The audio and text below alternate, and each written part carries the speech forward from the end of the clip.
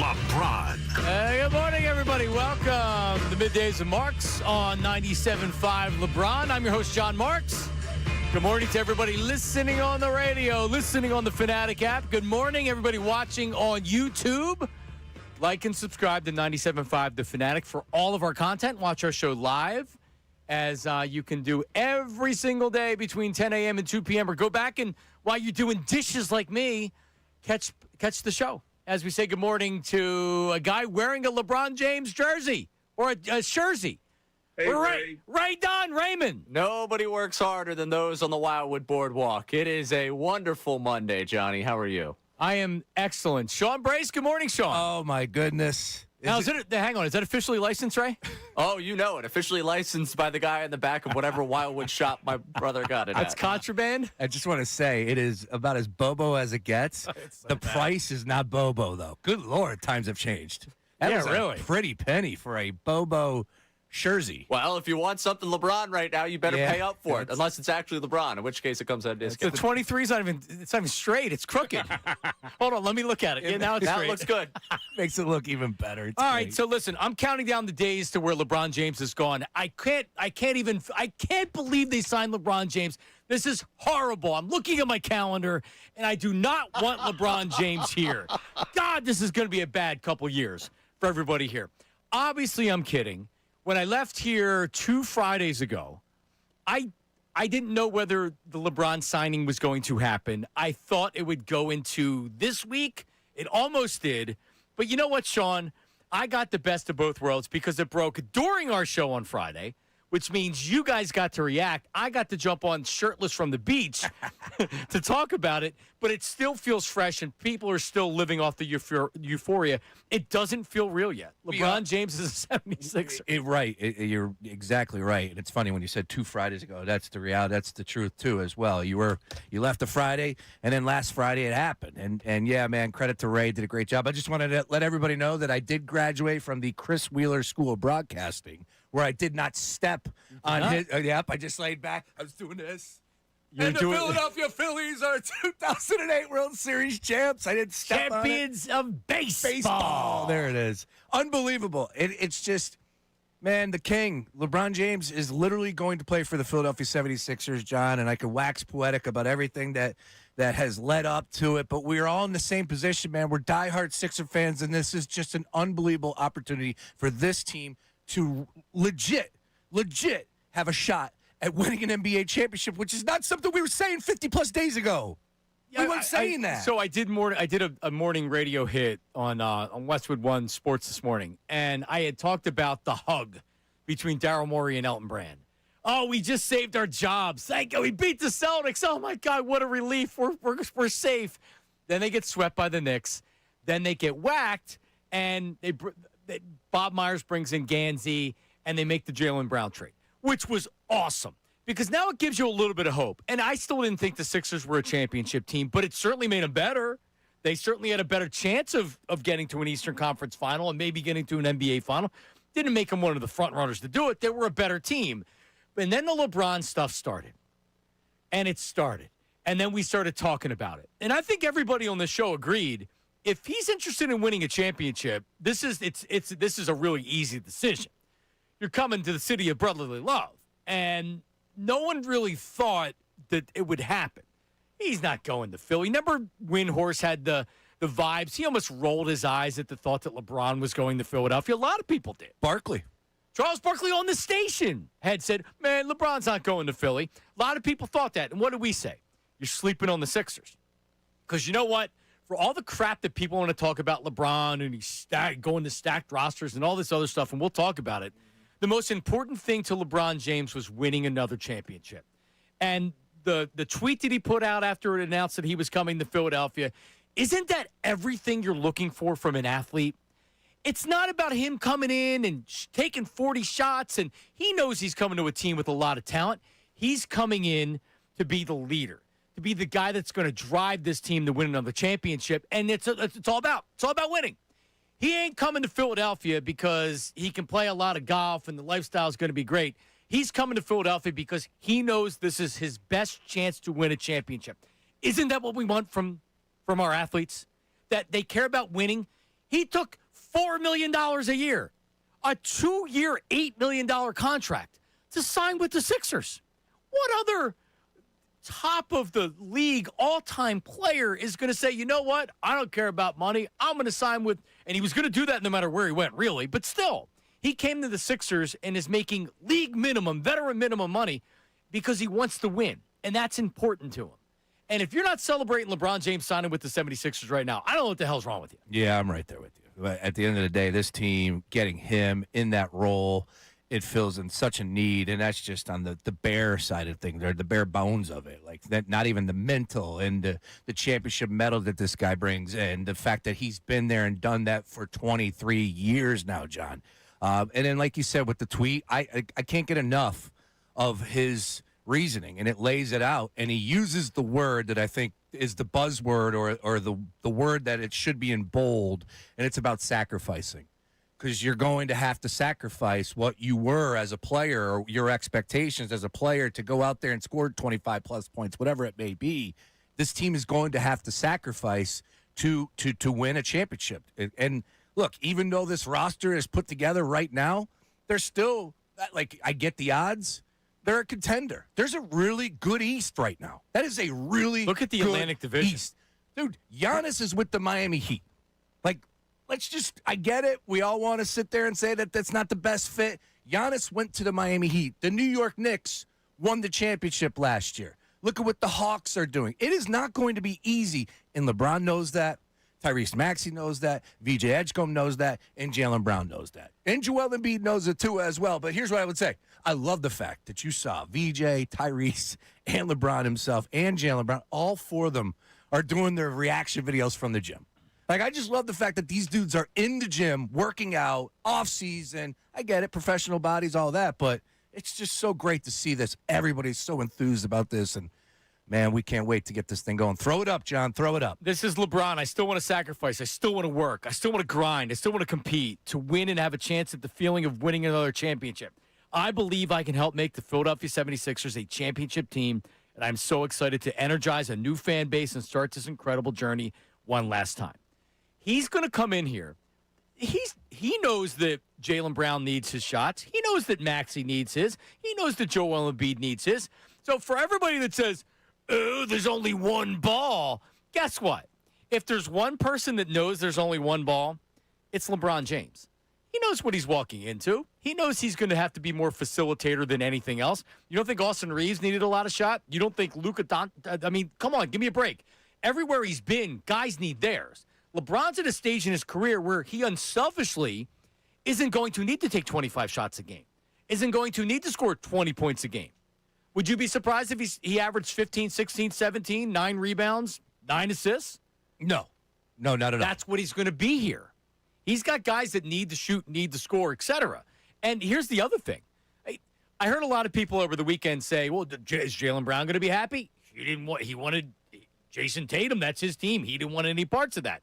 You think Jaylen Brown's going to come down here with a sour attitude and be like, oh, man, now I got to play with LeBron? Or he looks at it and says, we have a chance to win a championship These that guys everybody will remember. These guys want to win. Yeah, put an end to the drought. John, I know we did the debate show 2 weeks ago or whatever it was, 3 weeks ago. Yeah, I know I'm going to be singing a different tune if he does something that's never been done before in NBA history, and that's win 4 titles with 4 different teams. And it would be 44 years. Yeah, that's just absurd. Like, I can't even argue. I like Ray. I have so many. We have so many things to say. We have a lot of time to do it. Luckily, yes. And I know a lot of people out there the same thing. The phone number to call in. The phone number on the Davis Honda text line. Just leave your name or location, or we won't mention it. And the voice memo option.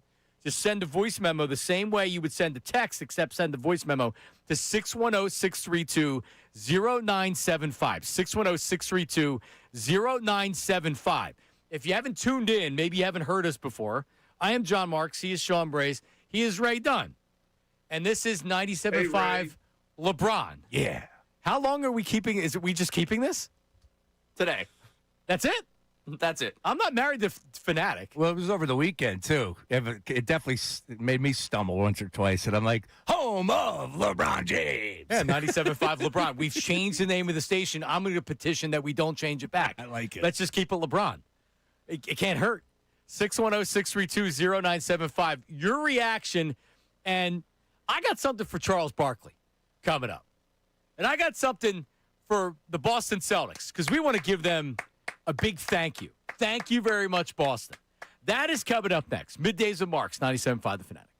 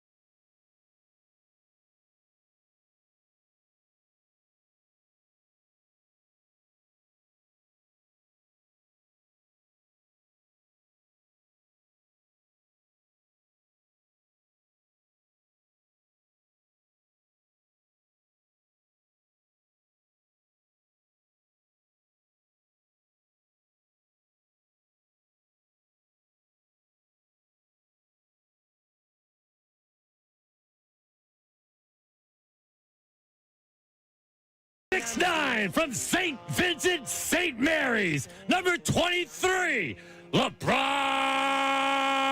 James. And you heard that live right here on Middays with Marks on Friday. He let us in on the secret sauce. Did you notice that? He turns. I always assume Matt Court has like a button that does the echo. No, he does it manually. He does that. Manually. I did not know that. Maybe that's a shame on me thing. Did you know how that, good? right? No, that's how good he is. I thought they had the machine for him. Yeah, I thought it was a machine thing for him down there. Did you confirm it's not? Okay, well, No, we did not. So- I think he added that for effect. that's incredible. I mean, that's Matt I Court. text him. That's Matt Court. Well, he doesn't have the machine here. All right, no, they have a machine. What are you talking about? I don't know. All right, you have his number? I do. All right, text him and ask him if he has a machine down. So, real fast, because we talked about this when even after they signed Jaylen Brown, and then because I remember talking to Matt, and Matt's like, they think they have a real shot at getting him. Yep. And it's like, I agree. It makes a lot of sense. But the Sixers were confident they could get him. And we know why. They gave him the best chance to win a championship. And they had the conversations. And I'm telling you, Bob Myers was the key. He really was. Bob Myers, there's a lot of different reasons why LeBron James is the 76er. And Jaylen Brown's probably number one. And we'll thank Boston coming up in a second. But if Bob Myers is the guy that's now, and Mike Gansey, but you have real executives that play the part in running a team that LeBron James should come and play for. Championship pedigree. Yep. I mean, it's got to matter because there's more to this than just putting a team together in August/July and winning a championship. You know, already, like you saw already the vets out there. You know what's going to happen come trade deadline. You know that there's going to be buyouts. You need somebody that's been there and done that, and that starts with Bob Myers. Yeah, I mean, hey, he's a 4-time NBA champion. You know what I mean, right? Right? I mean, again, Thank like you. we have 4-time NBA champion. Thank you. And credit to Josh Harris. I got to do it. Well, I mean, it starts with Josh. I'm one of the few that was a quiet defender of Josh Harris. He brought in Daryl Morey, who at least had a resume of being a good GM, and he paid him a lot of money. And then they whacked Daryl Morey, and he brought in Bob Myers before that. I mean, Bob Myers isn't working for $4 or $5 million a year. Right? Like, he's spending big money. I know he's ducked the luxury tax. Guess what? If you didn't think the team's going to win, you're not going to be in the – now they're going to be in the luxury tax. Oh, yeah. If they have to be. Yeah. What they have to do. Let's go and get it. Is Matt Cord coming back, though? Well, I know he probably wants to. Ray was trying. Ray was doing his part. He set him up really nicely for that conversation, and it did not seem forced from one man's take. I know everybody would love it, John. I mean, you saw the clip, and if I could, Ray got all the shine with the announcement. We were on SportsCenter.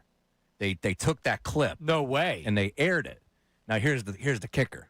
It didn't show Ray. Get out. Poetic justice. Right, Matt Cord? It was Matt Cord, and then it was my You clapping. big face Yeah. going nuts. Oh, yeah. And it didn't show Ray. So Ray got the shine with the announcement. I got the ESPN show. Ray, how'd you feel about that? I thought I was going to be cut out of entirely. It's Matt Cord's voice. Who the hell cares about me? Nobody. That's It's right. so good. So good. But did Matt say whether he wants to come back or not? He compared himself to Tom. Well, he didn't compare himself to Tom Brady and Michael Jordan. He said that they both unretired. Okay, So like Matt had pointed out to me, they hadn't hired anybody yet. This isn't a Jay Leno thing where Conan O'Brien takes over and then Leno takes his spot. There's not one person out there that doesn't want Matt Cord back. And here's real fast. Here's another thing that I actually people texting me last night saying how they need new broadcasters. Oh. Matt Cord needs to come back and they need a new broadcasting team. And I said, you know what? I didn't even think about that. All right. Well, But there are a lot of people that maybe haven't watched a lot of 76ers in recent years. Yes. You got something coming to you with that broadcast. I'm just saying. can Listen on the Fanatic. yeah, I was going to say. Or listen on 97.5 LeBron. Can we sync up the TV? Can we do that? Is that Yes. possible? All right, then let's make that happen. Of course. It's more shine for the station. All right. So let's as a show, Sean Brace, I want to personally thank the Boston Celtics. Because without Brad Stevens and the Boston Celtics, LeBron James is not a 76er right now. Everything kind of needed to happen for LeBron to be here. But the biggest component of all of that was the trade for Jaylen Brown. If the 76ers don't trade for Jaylen Brown, LeBron James is not here right now. He maybe thinks about it, but ultimately, I think he says, nah, I'm going to go to Miami, or no, I'm going to go back to Cleveland, or maybe I'm going to go wherever Jaylen Brown is traded. But the Boston Celtics, in needing to trade Jaylen Brown right away and not holding him until after LeBron signs, is the biggest reason why the 76ers have LeBron James right now. So as a show, can we thank Boston, the city of Boston, the Boston Celtics, Joe Mazzulla, head coach, Brad Stevens, general manager. Oh, what a job by Brad Stevens. Brad, thank you very much. You could have held Jaylen Brown and waited for LeBron to sign and then traded him, because a fool would have made this trade even after all of that. The Sixers would have still made this trade, except they would have been trying to sell Paul George on LeBron James, and LeBron would have been like, yeah, no thanks. But by trading Jaylen Brown for such a little return as well, it gave LeBron James the final reason to say, you know what, boom, I'm going to Philly. Yeah, I'm going to say Brad Stevens isn't the best gambling man out there. Just a hunch. I think he's going to come up short on this one. I think he's going to bust out. And we're not even at the river card right now, Brad. Sorry. But you're right. If the fact that he wanted to bring in Paul George and go down that path and not have 70% of their salary cap tied into two players, that was the first domino. So without you, Brad Stevens, and the Boston Celtics, this isn't happening. So thank you for giving us life here in Philadelphia. Thank you so much. And, oh, by the way, we appreciate kicking your butt in that series. On top of it. On top of it, yes. Thank you, Boston Celtics. You guys are the real MVPs. I mean, I'm going to give him another round of applause. Great job. Thank you so much. Yes. And to our friends up at the Sports Hub, our sister station in Boston, I did listen on demand over the weekend. Not happy. I would assume. Not happy. But, hey, they're going to enjoy those second-round draft picks and those first-round draft picks. when they get a chance. Oh, by the way, there's a little bit of more, and look, they've had success, all right, but there's a little bit more pressure on Mr. Tatum than ever before because the bar was set last year. Jaylen Brown did pretty good without you. Regular season wins, all that. I know they came up small in the playoffs, whatever. The bar was set. There's the comparison. So when Boston, if they don't win the same amount of games as they did last year, I still think Boston's going to be good. They will be. When you look right now, if you look at the odds, it's the Knicks, the Sixers, and the Celtics. If you go Atlantic Division, you think about that. The top 3 teams in the East are in the Atlantic. You mentioned the Heat. All right, like you have Giannis and you have Bam. That's still a formidable team. They're not going to win the East. And then the Brooklyn Nets, 50,000 to 1 to win the Atlantic Division, right? If you've had $5, what do you think? I'd be better off lighting that $5 on fire. Go buy a couple Lucy's at the corner store. Buy some cigarettes. Let's go to the phones. Remember, voice memos, your reaction. And Sean, can we speak with somebody, and I promise we'll give you safe space to give your opinion, all right? If you're not down with this move or you're not happy about it, 610-632-0975. That can be a voice memo on the Davis Honda text line. That can be a text. Or I would like some phone calls. 610-632-0975. I can't imagine how anybody wouldn't think this is a great move. It doesn't guarantee them a championship, by the way. no, At all. definitely not. But this brings them as close to winning a championship as anything since 2001. I saw DraftKings. They simulated the season last year or this upcoming season. Sixers made the finals. We ended up coming up small to the Spurs in the NBA Finals. And the Spurs and OKC are co-favorites for a reason. That's why he's not playing in the West. Correct. All right, let's go to the phones. Alex is calling from Bethlehem, Pennsylvania. Alex, good morning. Go ahead. Yo, Johnny Marks, Ray, Sean Brace, let's go. What's up, Alex? Let's go. Guys, can you tell me what next year is going to be like? 82 games? It's going to be like 82 Eagles games. Every game is going to be must-watch TV. Do you remember when Roy Halladay signed with the Phillies? It felt like an Eagles game every time he started. And then you had Cliff Lee, and it really did. It was like and I remember saying, yo, everybody, there's 162 of these. We got to calm down, right? It's only the middle of April. But you're right. Because, like, at least with me, and we're the home, we're 97.5 LeBron, but we're the home of the Sixers.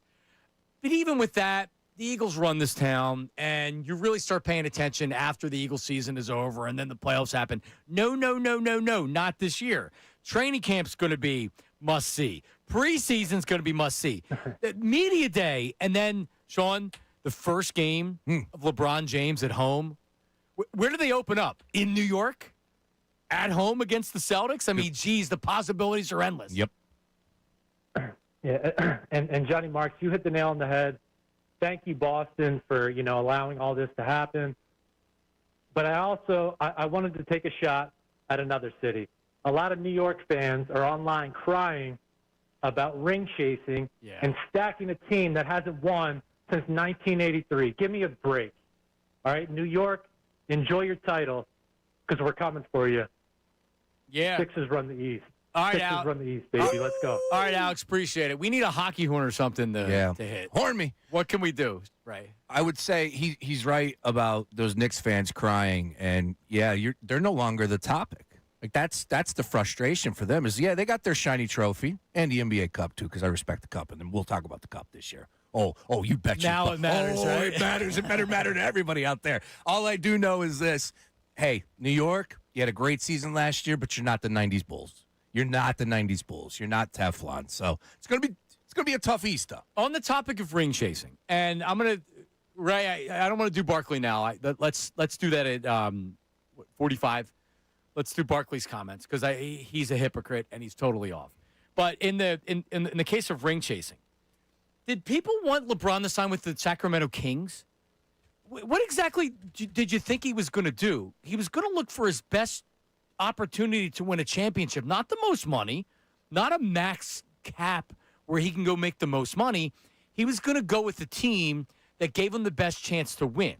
Now, he felt like that was the 76ers. We talked about it all along. If he wants to go to a place where he can win, the best chance is Philadelphia. A lot of people said that, but a lot of people didn't think he was going to do it.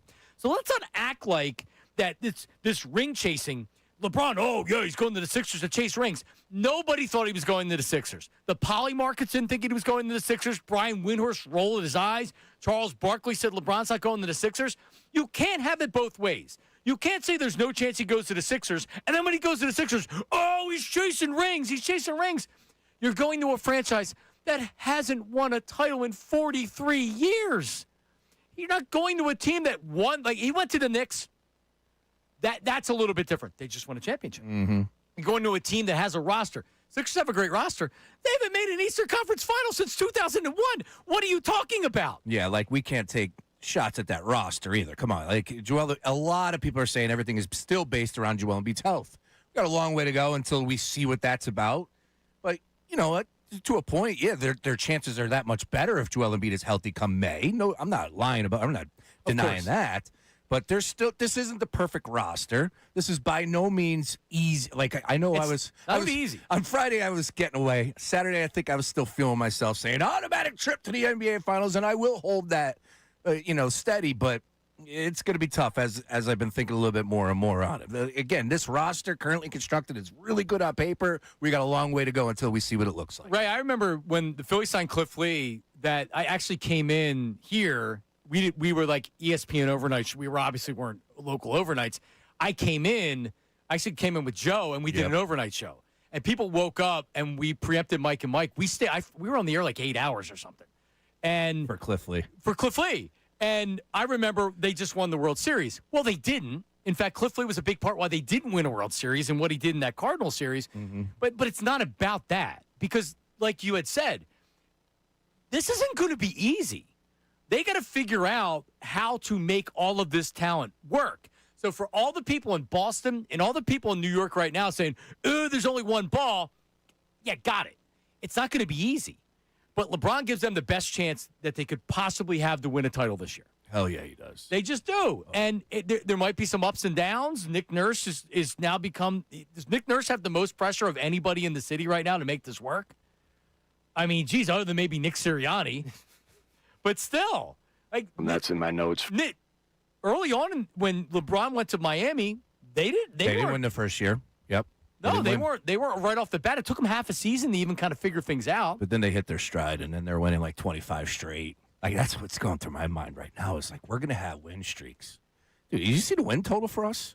A little low, 50 and a half. Also, LeBron's gonna play 60 games. Yeah, and we know it's a different LeBron than before. And we know with Joel Embiid. Right? That's why people, again, saying that this is the best roster that he's ever been on. Come on. I love this team. I love Jaylen Brown. I love our young players. Let's not lose sight of the fact that when he went to the Miami Heat, he joined Dwayne Wade, who I believe was a Finals MVP. I want to say that was the case. Well, Dwayne Wade already won a title. Correct. And like you said, a Finals MVP. So that was, I remember I was one of the people that was like, well, it's Dwayne Wade's team. It's not LeBron's team. I was one of the LeBron haters saying, when he went down. Like, he spent 7 years, and I'm going to save this for Barkley. Okay. I'm going to save this for Barkley doing the stacked teams. But, Ray, what do you say to somebody that says he's chasing rings? Oh, LeBron, he's chasing rings. That's why he went to the Sixers. I defer to the man, Derek Fisher, who said he's a ring creator. Because ultimately, when it comes to these teams, this team is not going to the finals without LeBron. If things break their way, sure, maybe they could find their way to the finals. But he's joining a team, and it's basically, hey, boys, I've done this before. I know what it takes. I'm going to get everyone in the situation to make it work, and then we're going to go make it work. Where he's gone, the rings have come. It's not the other way around. Look at the Miami Heat directly before and directly after LeBron James. The Cavs. Look at the Cavs directly before and directly after LeBron James. Just wait to see what the Lakers are directly after LeBron James. I know what they were before. Right. At this point, and throughout his entire career, he is the one that will put you on the pantheon. It would be ring chasing if he went and signed with the Knicks. It'd be ring chasing if he went and signed with the Thunder. If he went and signed with the Spurs. You know who wasn't a part of this process at all? Those three teams. The Cavs were a part of it. Were the Cavs a part of it because he wanted to go home? Probably. Yes. And they didn't look like they were on the Knicks level. I know Kenny Atkinson still believes they're up in the series and is waiting for an inevitable Game 5. It's not how it works. They got swept by the Knicks. You go down and look at the other teams. The Warriors. He was considering going and being a part of the Golden Age Warriors. That's not a winning environment, but it's something that could have lifted them. I never really took them seriously after when it started to be like, remember before it was like, oh, he's going to go to Golden State, and then that really fizzled. I didn't think he was going to Golden State. I don't know what to believe. I will say this, teach their own. Everyone can say what they want. But the thing that I took from Rich Paul and Max Kellerman, and I got the magnifying glass, I'm trying to read between the lines. It felt like with Rich Paul's answer when he said it was layered about it was between the Sixers and everybody else, he said that because Kellerman opened up by saying it was between the Sixers and Golden State. My theory is this, and again, strap on the tinfoil hat, there was conversations between those two behind the scenes. I do believe that was it. Those were the two teams. I think he was going to Golden State, and he was going to go suit up. We're going to learn a lot more, too, because this morning, Ray, don't know if you caught this, supposedly Mobley, the Cleveland Cavaliers would not have traded Mobley for Jaylen Brown. Think about that.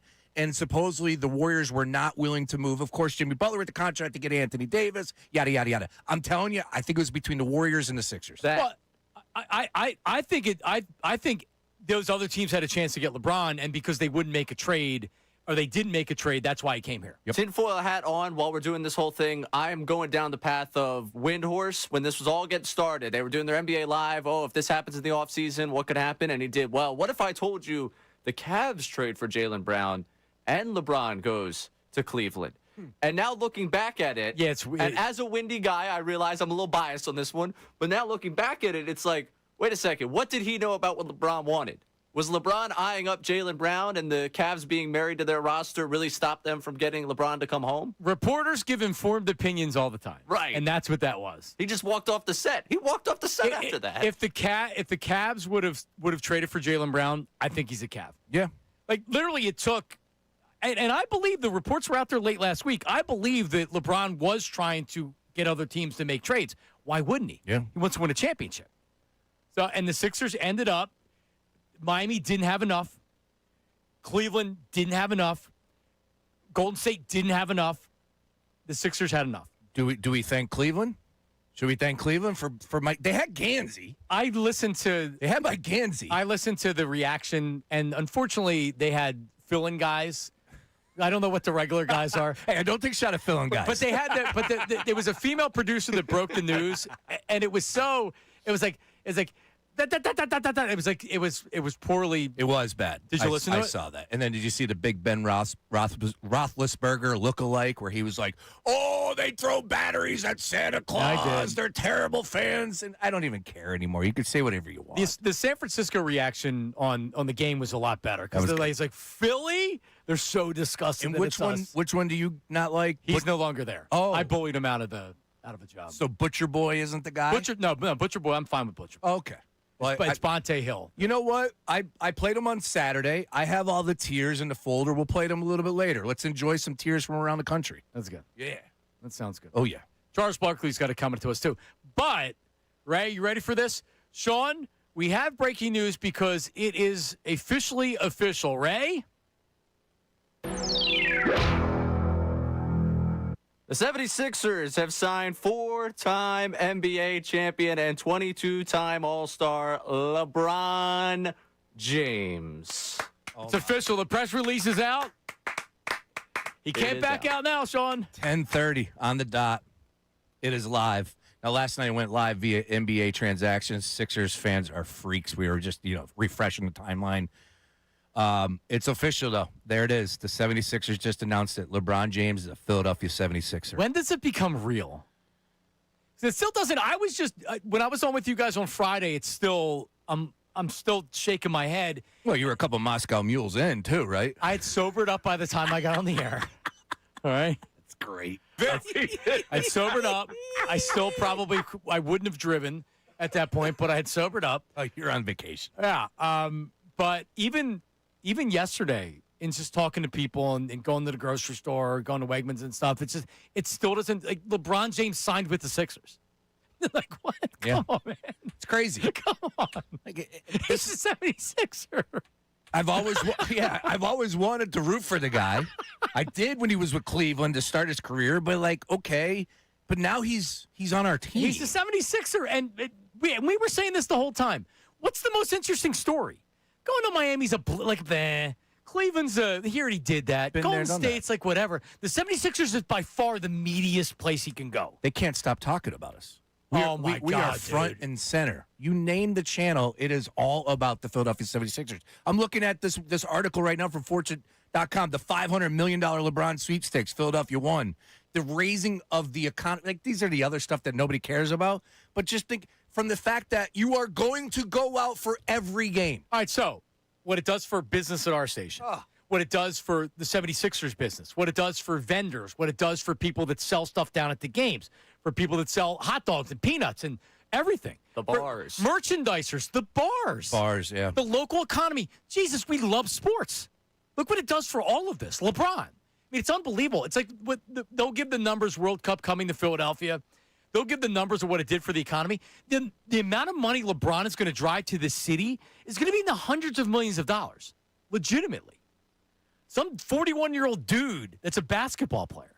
Yeah, Shapiro wasn't like he knew what he was doing when he was, trying to grease up those elbows. Apparently, Josh Harris, same thing. These guys are businessmen; they know. Coming up, your reaction, your phone calls, your voice memos, your voice or your text messages to the Davis Honda text line 610-632-0975.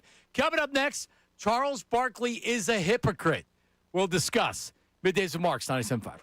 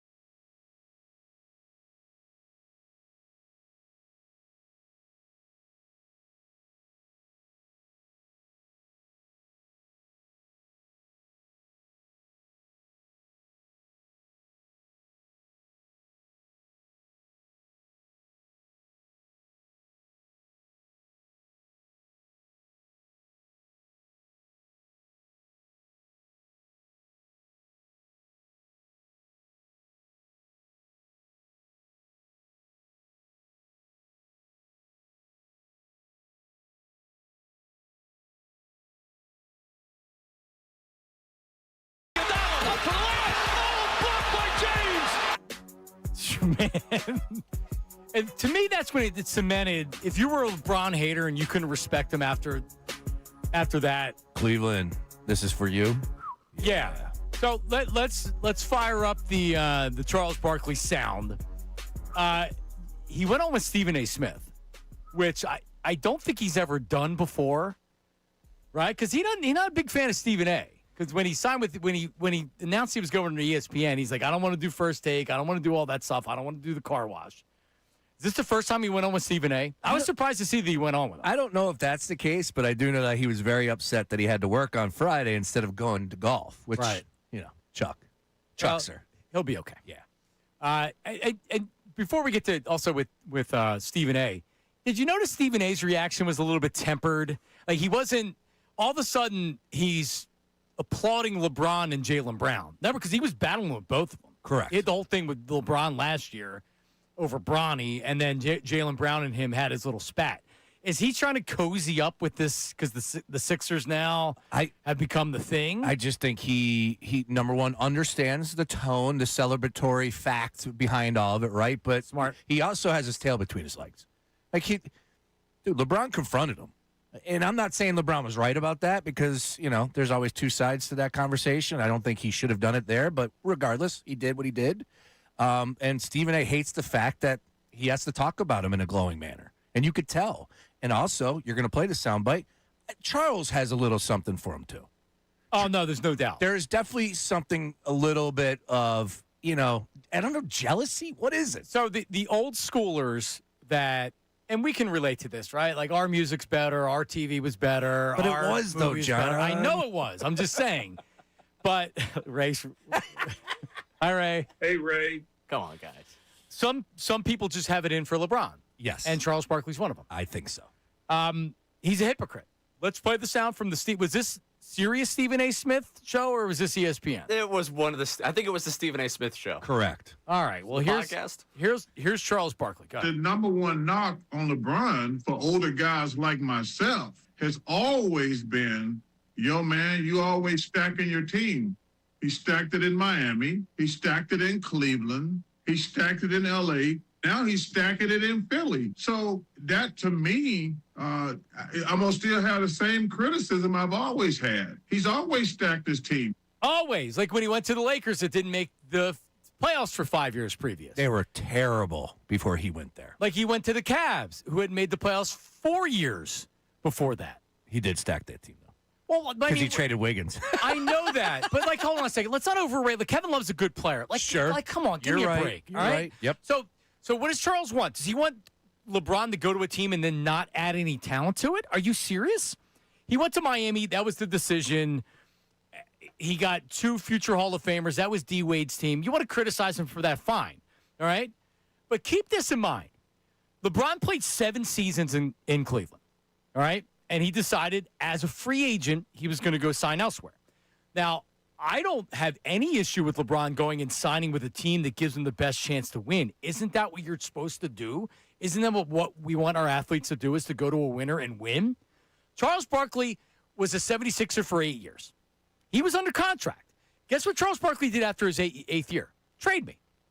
And he maneuvered, I'm not going to say bully, he maneuvered his way to the Suns. The Suns had a stacked roster. Kevin Johnson, All-Star. Oh, yeah. Dan Marley, All-Star. Thunder Dan. Tom Chambers, All-Star. Oh, Tom Chambers. The Suns won 53 games the year before Charles Barkley went to Phoenix. Interesting. The Sixers last year won 45 games. So the one time that Charles Barkley, because then Charles got traded to Houston, and he was towards the end of his career. So the one time that Charles Barkley, after 8 seasons in Philadelphia, said, you know what, I can't win here, I want to be traded. Didn't LeBron do the same thing? Didn't he say, I've been here 7 years, I don't think we can win. This is a bad organization, a lot like what Charles did with the Sixers, and he left, not under contract. Charles demanded to be traded and went to a team that's actually better than the Sixers were this year. Sixers won 45 games. The Suns had all-stars on their roster. So, Charles, didn't you do the exact same thing LeBron did? Only you did it in the 90s, and LeBron did it whenever LeBron went to Miami. Right? Like, the Lakers were not a stacked team. The Cavaliers were not a stacked team. Miami they created a stacked team. Sure. But still, so LeBron had to go to the Kings, the Sacramento Kings? That's my question is, like, what location, what destination would be accepted by Charles Barkley and the people that are against him going to a stacked team? Yeah, this is a talented roster. Of course it is. But again, we could talk about the same flaws, that revolve around a guy like Joel Embiid. Tyrese Maxey, does he have another level in him? He was an all-pro last year. Is that fair to ask? VJ Edgecombe has to improve. He was only a rookie. Like, this isn't the perfect roster. This isn't the Miami Heat that he joined. It's a stacked roster that's not perfect. But Joel Embiid makes it not perfect. Correct. Jaylen Brown, who the word was he wanted his own team, that makes it not perfect. It's a new location, too, for him. This is a whole new environment for Jaylen Brown. It's crazy. I just wonder, what would have been acceptable? Because if he went to Minnesota, that's a stacked team. If he goes to Golden State. But they're really not stacked teams. They're just LeBron makes them better. Oh, yeah. LeBron's also 41. Correct. This isn't LeBron going there and he's their best player. He may be their overall best player at 41, but he's not carrying them. You can't win a title just with LeBron. No. I don't know what anybody wanted LeBron to do. Literally, you go to Miami, oh, he's playing with Giannis. Oh, he's playing with Bam. This is the best case scenario for the NBA. It is. It really is. Not even close. It's not even close. And I know that I'm inside the zone, so I might catch tomatoes when I say this. This has the same vibe of him going to Miami as far as the attention factor is concerned. If he went back to Cleveland, sure, there's headlines, whatever. Boring. Doesn't have the same type of flair that it does right now with the Sixers. Miami Heat with Giannis, that would have definitely got attention. That would have got headlines. But the fact he's coming to Philadelphia for a team with the process and everything we've been through over the last decade plus, we are the number one topic in all the sports, let alone the NBA. Yeah, before the training camp, that's it. And for the first time in I don't know how long, now it matters. NBA's got some serious buzz. Knicks are your reigning champions. LeBron teams up with the 76ers. You got Giannis in a new place. The NBA, and oh, by the way, the West is still the West with Victor and, of course, Oklahoma City. Like, the NBA has some serious buzz right now. Yep. Right, remember the video that Sean was all mad because the Sixers didn't do anything? And I was like, what did you want them to do, Sean? Shouldn't we just accept that they're going to run it back with this team? We got to replay that one. That's funny. I was watching it last night. That is funny. I'm like, oh my God. The reality is we are just going to continue to do the same song and dance. Ray and I rolled our eyes at you, and we're like, what do you want them to do? They traded for Jaylen Brown. They signed LeBron James. What if I said that to you guys? Trade for Jaylen Brown. Go get LeBron. You said make a call to Boston, and I was like, okay, Sean. Yeah. Make a call to Boston, my ass. What are you going to do? Offer a couple of first-round draft picks and Paul George? And again, listen. Thank you. Can we do a Brad Stevens? We'll do an official Brad Stevens Appreciation Day tomorrow. Yes. Let's do it. Because the Sixers may not end up winning a title, and but that now's the time to celebrate. LeBron James is not in Philadelphia unless the Celtics decide they had to move Jaylen Brown so desperately. They were so desperate to move Jaylen Brown, they traded him to the Sixers, and then LeBron said, okay, that's where I have to go. Brad Stevens, you're a hell of a GM, man. Brad. Thank you very much. I know you want a title up there. I'll make a donation to the Butler NIL in honor of Brad Stevens. Can we send them a big card? Absolutely. Do they have the singing telegram where we can get somebody to show up at their front? Great call by you. We absolutely, as a show, need to send a package up there to our people in Boston. All right, coming up, my cousin Bobby Marks, ESPN. He told us a couple weeks ago. Yeah, LeBron can sign in Philly. It makes sense. He didn't poo-poo it like Windy. All right, Bobby Marks, the ins and the outs, his thoughts on LeBron James signing in Philadelphia. Middays of Marks, 97.5. Now, a 97.5 LeBron Sports Update. LeBron James, Ombre done with this LeBron update, and it's brought to you by the Positive Coaching Alliance. Questions about youth or high school sports, Positive Coaching Alliance can help. PCA, a national nonprofit, develops better athletes, better people through sports. Info at positivecoach.org. LeBron James is officially a 76er. The press release from the 76ers coming out in the last half hour. 2-year, $8 million deal. The second year has player option. It was over a 3-week courting process that landed the King in Philadelphia. His agent, Rich Paul, podcast Game Over, talking about his decision. I'm happy for LJ. I'm happy for the Sixers. respect to, all the other teams, that was, that choice, that's a roller coaster ride. Greatest roller coaster ride of our lives. LeBron James, a 76er. With him, Kentavious Caldwell-Pope reportedly coming to the 76ers. After he clears waivers, he will sign with the 76ers, who waived Dalen Terry yesterday. Another move is coming up in the next 24 hours. We'll have ESPN's Bobby Marks on next to talk about the 76ers bringing in LeBron James. Phillies salvaged the final game of their series with the Yankees yesterday, 11-4 win. They took just one of the 3 games at home. A tough homestand for them coming out of the All-Star break. But the win last night, boom, 4 RBIs, Stott, 5 RBIs in that one. Union back-to-back wins coming out of the World Cup break. This update's brought to you by the New Jersey Department of Health. Public Health works behind the scenes, building a healthier future for everyone. One mission working for you. Learn more at nj.gov/health. I'm Ray Dunn on 97.5 LeBron, the home of the King.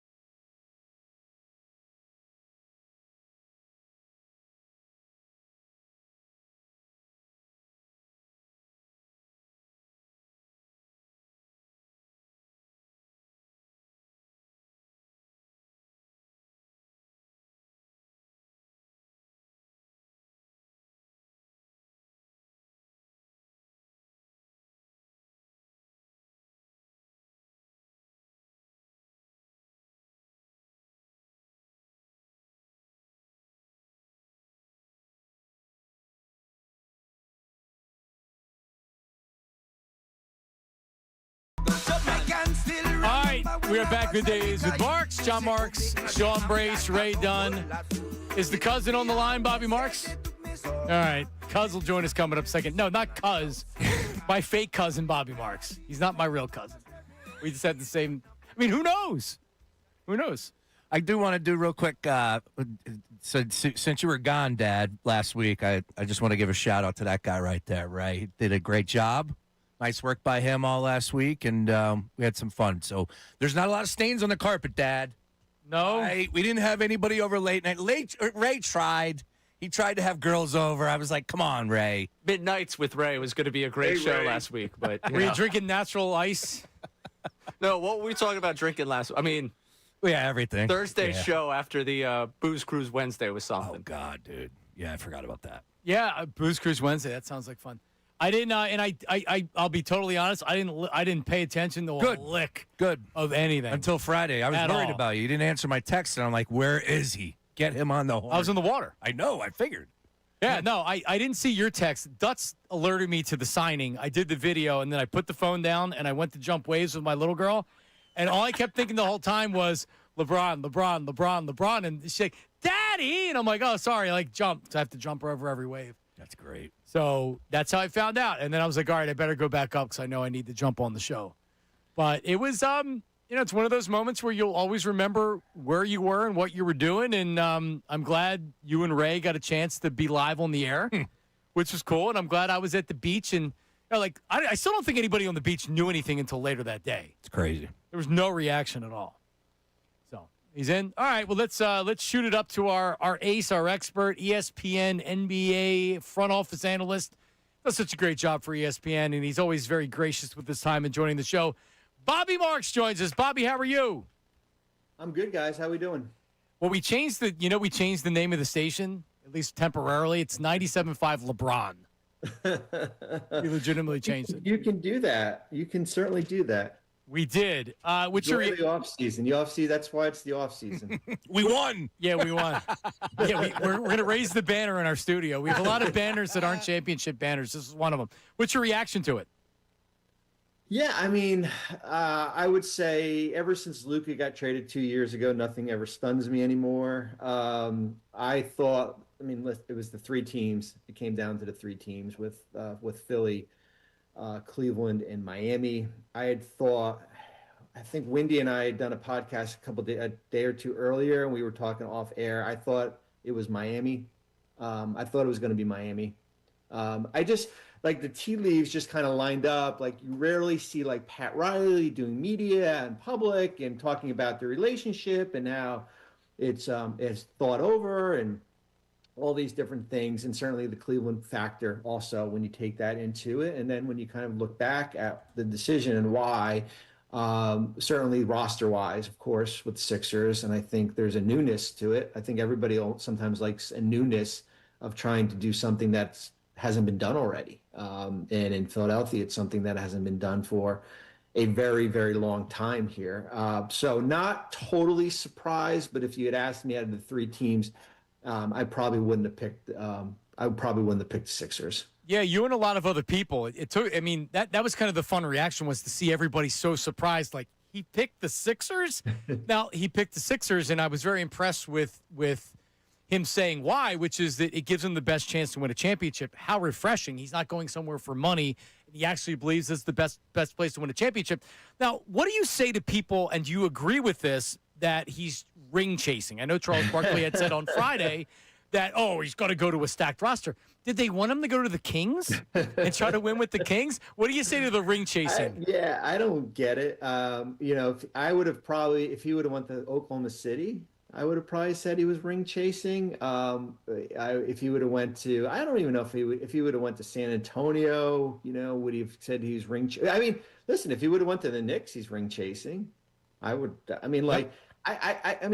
think anywhere he would have gone, except for probably some of these teams that are, if he went to Brooklyn or Chicago, he's probably not ring chasing. But that's the reality of it. I think he's at a different stage in his life right now, right?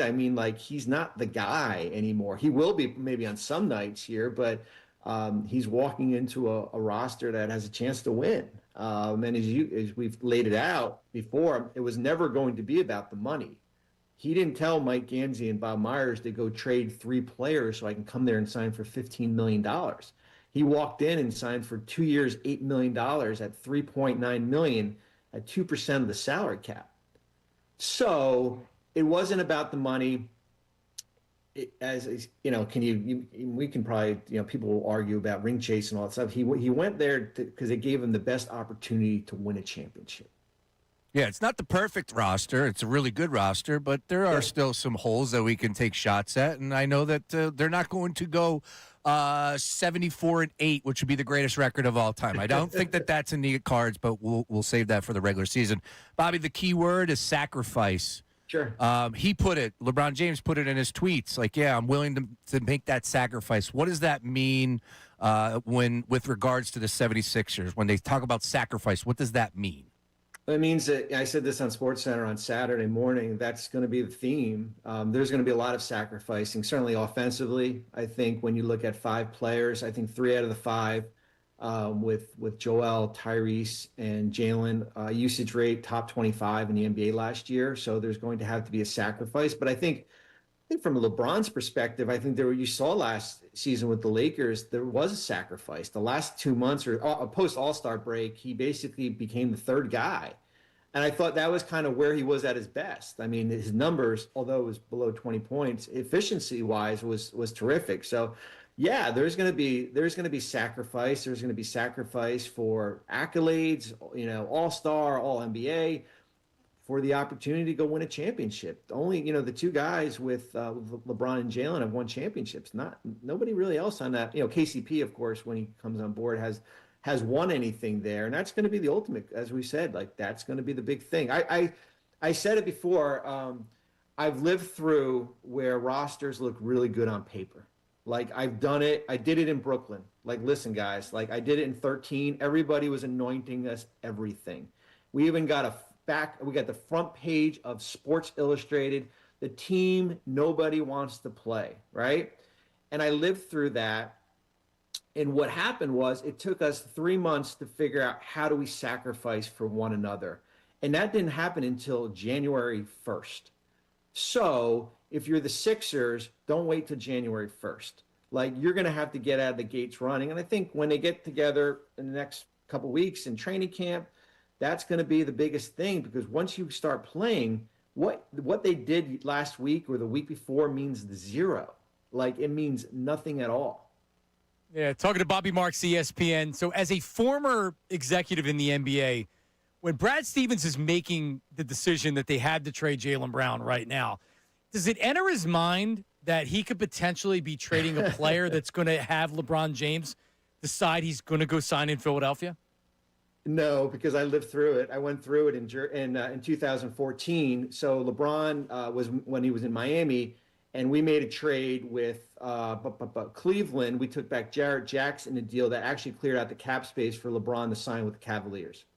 So I think you just have to operate like what's best for our organization in the totality. Of course, this is a different animal, certainly how good of a player Jalen is, and then the ability to get LeBron. But no, I don't think you can. I mean, listen, it's fun to talk about, but I don't think you can live with it as far as from a front office perspective. Bobby, what did you hear? What are your the tinfoil hat on? Who else was it between the 76ers and who? I'm under the impression it was the Warriors. We're also hearing some other things that the Cavs were reluctant to move Mobley for Jaylen Brown. And, of course, the Warriors with Butler, they hung onto that contract. What do you know? What do you believe? Who was it between the Sixers and who for LeBron?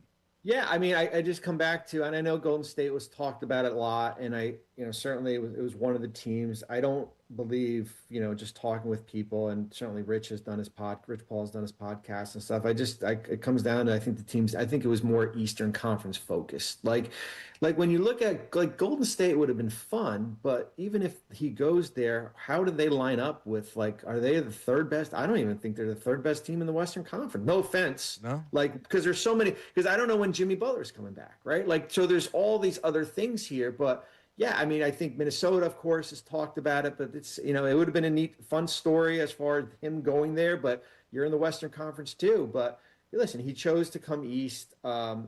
East is terrific. I mean, like I have an article later in the week on like kind of fact or fiction. Like Eastern Conference is better than the West, hands down. As a And I whole, know 1 they to keep- 8. What's that? As a whole, 1 to 8. The East is Whole better. 1 to 8, whole 1 to 8, whole 1 to 11, whole 1 to 14, or 1 to 15. I honestly believe that. Certainly, Kawhi going to Toronto basically cements that here. But I just look at the West. I think there's the two teams up top, but I think everybody else has a lot of significant flaws to them. All right, Bobby Marks, you consider the 76ers the front runner in the East right now? No, I don't want to disrespect the Knicks. I think because there's a familiarity with the New York bringing back all 5 starters, right? There's a familiarity as far as that group has been through adversity. They've been through the finals. They've won. They've been down. Their bench is pretty much back except for Mitchell Robinson here. So no, I think New York is still the front runner in the Eastern Conference. He's not getting an invite to family Thanksgiving. The reunion. I don't want to get aggregated Sorry. on Monday. Sorry, Bobby. I can't. No, Are they done? Do they have another move? I mean, it's it. Like, I mean, so do they have they're somebody gonna- else they can sign?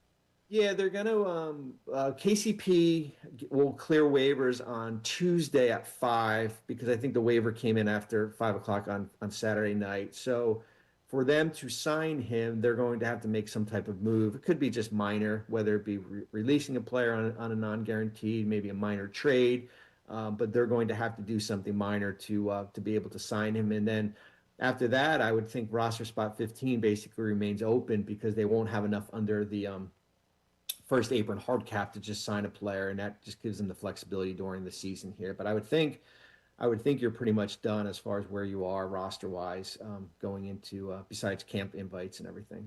This guy's the best. You're the Bobby, man, thank Bobby. you. Always appreciate a few minutes. Thank you. Appreciate it, guys. Thanks for having me. All right, there he is. My cousin, Bobby Marks. I think he's finally going to get a vacation. Yeah, maybe. I was thinking about the Sixers admin. We were hanging out with them, a couple of those people over there at the Union game on last week, and just all their weekend just gone. Like they couldn't do anything. They had to just lock in. Yeah, They just signed LeBron James. Yeah, it's it. Come on. On a Friday, like a nice lazy Friday afternoon. Or maybe you're already headed down the shore. Like offices close at noon. LeBron signs at 11:30. Yeah. Your summer Friday smoked. Hope you took that vacation early on in the summer. Well, now, like I brought it up with Bobby, all those guys and girls that are covered the league can actually now go on vacation. And his roommate, Adam, literally wouldn't leave the house. Yeah, John, he had LeBron can't. jail. He literally wasn't going out. The only reason he went to the Phillies game last Tuesday was because McMenamin went on ESPN and was like, it's not happening tonight. He's like, sick, I'll buy a Phillies ticket. Right. Other than that, Adam's been cooped up in the house. Well, it's like Schefter takes a shower with his iPhone in the shower because he's afraid he's going to miss something. Didn't he say when he makes love, he Yep. has to make sure that he has the phone? That's right. It's a missionary. Can't do it any other way but missionary. He's got to have the phone in his right hand. I don't know. Which also, Shefty, catching it straight from Rich Paul. Yeah. Yeah, but nobody, that's the Nobody knew. The crazy thing is nobody knew. Yep. We talked about it. Nobody knew. Nobody knew. And the reason why no one thought the Sixers was no one was getting information. Everybody just assumed. I don't know how many other people in Philadelphia actually thought it was going to happen. It didn't make, the only thing that would have made sense was if another team could have acquired more players to make it, all right, now I can justify going to Miami.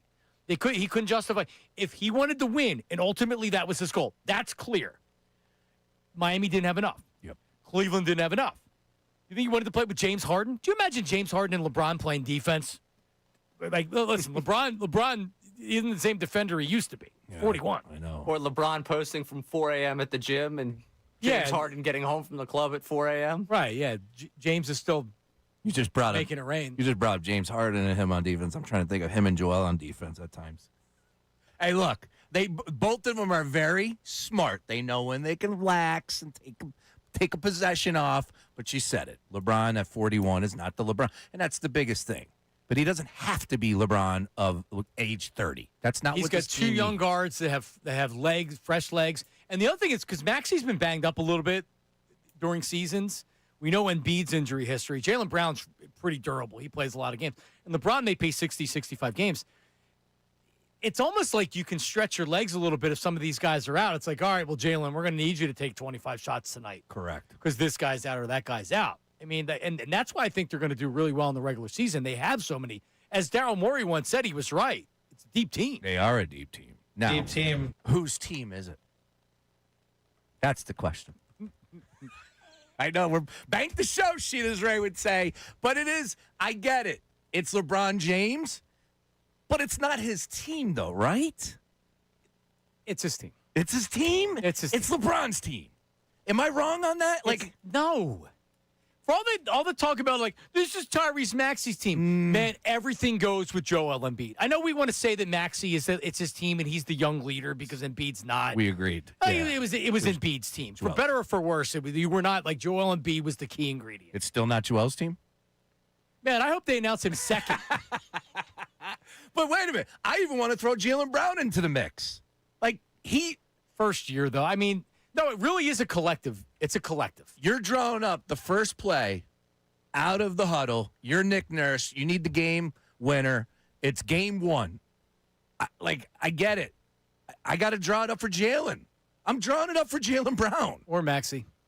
Or the ball starts in LeBron's hands. Or Maxey. No, but if you think about it, right, and I don't know how much of this you remember, but I remember specifically before he won a championship, LeBron got criticized big time because he didn't want to be – it's not that he didn't want to be the one to take the final shot.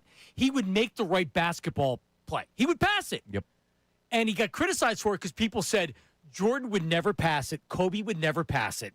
You got to take that shot. He got criticized for it. And, so that's the kind of player he is. So now he doesn't have to take the final shot. Hell, if you leave him open, he'll take the final shot. Jaylen Brown, Maxey. I mean, Edgecombe's not a great shooter at this point, but you know what I mean. Oh, yeah. You try to defend that coming out 15 seconds left. You're coming out of the huddle. You're down by a point. I like where Ray said, start with LeBron, ball in his hands. That's what it's going to be. I love that. And that's a joy for Nick Nurse. Jeez. I mean, if you want anyone throughout basketball history to be the one holding the basketball, trying to execute what you're doing out there on the floor, you want it to be LeBron James. It's probably him or Magic, right? Yeah. For me, one or the other. It really is. You think about it, and now if you're coming out, specifically coming out of a timeout, you can put a three-point shooter in there as well. You take Embiid off the floor. Yep. So you have three-point shooter, you have Brown, you have Maxey. LeBron has the ball. What do you do? Who do you guard? Good luck. It's a major problem. And let me also say this. Nick Nurse, Sirianni's always going to have the hottest seat. Jalen Hurts is always going to have the hottest seat. Nick Nurse has got to figure all this out. And he's got LeBron James, which is a really, really good thing. But you got to balance egos. You got to try to make everybody happy. You got to deal with all the other stuff.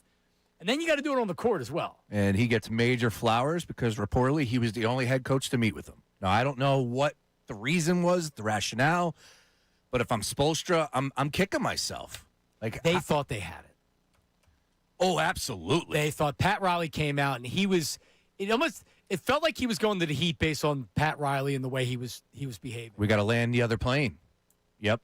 And for Spoelstra not to meet with him, I just don't know if there was back and forth on LeBron's part, but at the end of the day, everybody thought that he was going back to Miami. Clutch. Including Lebitard, who now believes Fanatics had something to do with it, which... Of course it would. Why wouldn't it, right? He's good. And by the way, he's going to live in New York. I don't know if some of these Sixers fans know this. At least that's what the early word is, that he's going to be commuting. He was actually looking at houses in Conshohocken, John. That's what I was told. He could live in Dublin for all I care. Dublin, Pennsylvania? I was going to say, there is a Dublin, PA, yeah. I actually passed my driver's license test at the Dublin Barracks. How about that? In 1993. How about that? Let's go to Ernest in Levittown's been holding for a while. Ernest, go ahead. What's your reaction to all this? Hey, my friends. Thanks for taking my call. You're welcome. I want to say, first of all, that my reaction is totally excited. I'm amazed. And like you guys, I'm originally from Camden, but I'm living in Bucks County, and I've put a petition. I want to rename Bucks County to Kings County. I'm all in on Kings James, and I just want your reaction to one thing. One thing LeBron didn't have at those other places is a championship-winning head coach. Nick Nurse is going to make a big difference in getting the team assembled earlier than what Miami was able to do. That's one of my last points. And if I could get one favor, Ray, play the song, Ray. Play the song. I'm out. Is that what we do?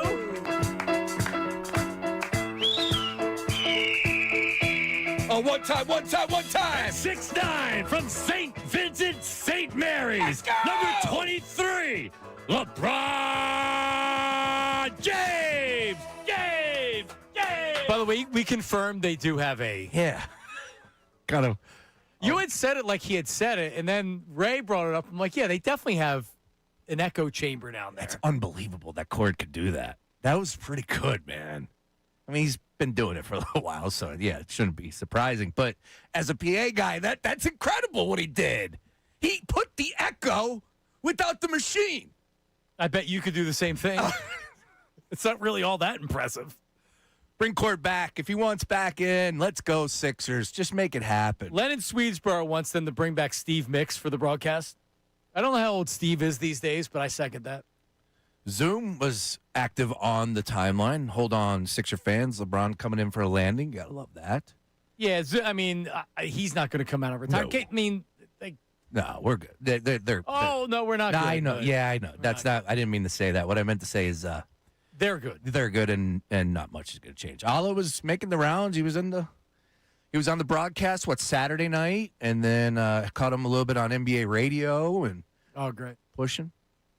Look, we're gonna have a lot of national televised games.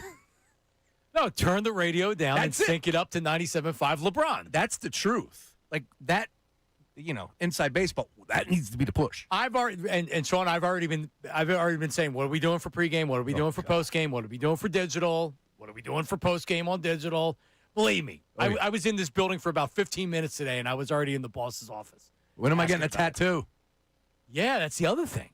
When's Ray driving to Cleveland? Oh yeah, Akron. Yeah, what did you have to do? Because I have to pledged do nothing. An hour weekly show on the No, Bron. shut up. You can do that, but Yeah, we didn't on agree. that. Why to wouldn't we do that? We did agree. It was 4 things. No, I know. I said that's fine, Ray. but that doesn't do anything for me. The trip to Akron. The King's robe is being shipped to me right now. Nice. And then we're recreating that Heedles Harlem Shake. Okay. I'm going down to Center City. I'll be in the King's robe at some point interviewing people. All right. I love With it. no clothes underneath, right? No, that was what we that's agreed. Not what we agreed upon. Commando under the. Absolutely not. How about that? Coming up, Shams talked about the recruiting process for LeBron. We'll play that for you, your reactions. We have voice memos. We have text messages. We have phone calls. That's all coming up next. 610-632-0975. Middays with Marks. Now, a 97.5 LeBron Sports Update. Talking about the King, I'm Ray Dunn with this LeBron update. LeBron James officially a 76er. The press release went out in the last hour. LeBron James, a 76er, the 4-time NBA champion, 22-time All-Star, signs for a 2-year, $8 million contract. The 3+ week courting process is over. Ryan Windhorst on ESPN talking about LeBron and his trust of the 76ers. LeBron trusted the management. He trusts, I'm sure, Bob Myers. He trusts Mike Gansey. Philly had some things going against them. They weren't home. They weren't Miami. They weren't Cleveland. They weren't Golden State. But what they had going for them ended up being the difference. And what they have now is LeBron James. And also reportedly, Kentavious Caldwell-Pope going to sign once he clears waivers. 76ers waived Dalen Terry yesterday. Another move coming to open up a roster spot for KCP. Bobby Marks from ESPN joined us in the last segment. You'll be able to listen to that back on our website, Fanatic app, or watch back on our YouTube channel. Phillies salvaged the final game of their series against the Yankees over the weekend. 11-4 they win last night. Alec Boehm, 4 RBIs. Bryson stopped 5 of them. This weekend, the Union also won their second consecutive game since coming back from the World Cup break. This update is brought to you by the New Jersey Department of Health. Public health works behind the scenes, building a healthier future for everyone. One mission working for you. Learn more at nj.gov/health. Operates on your home for LeBron James, 97.5 LeBron.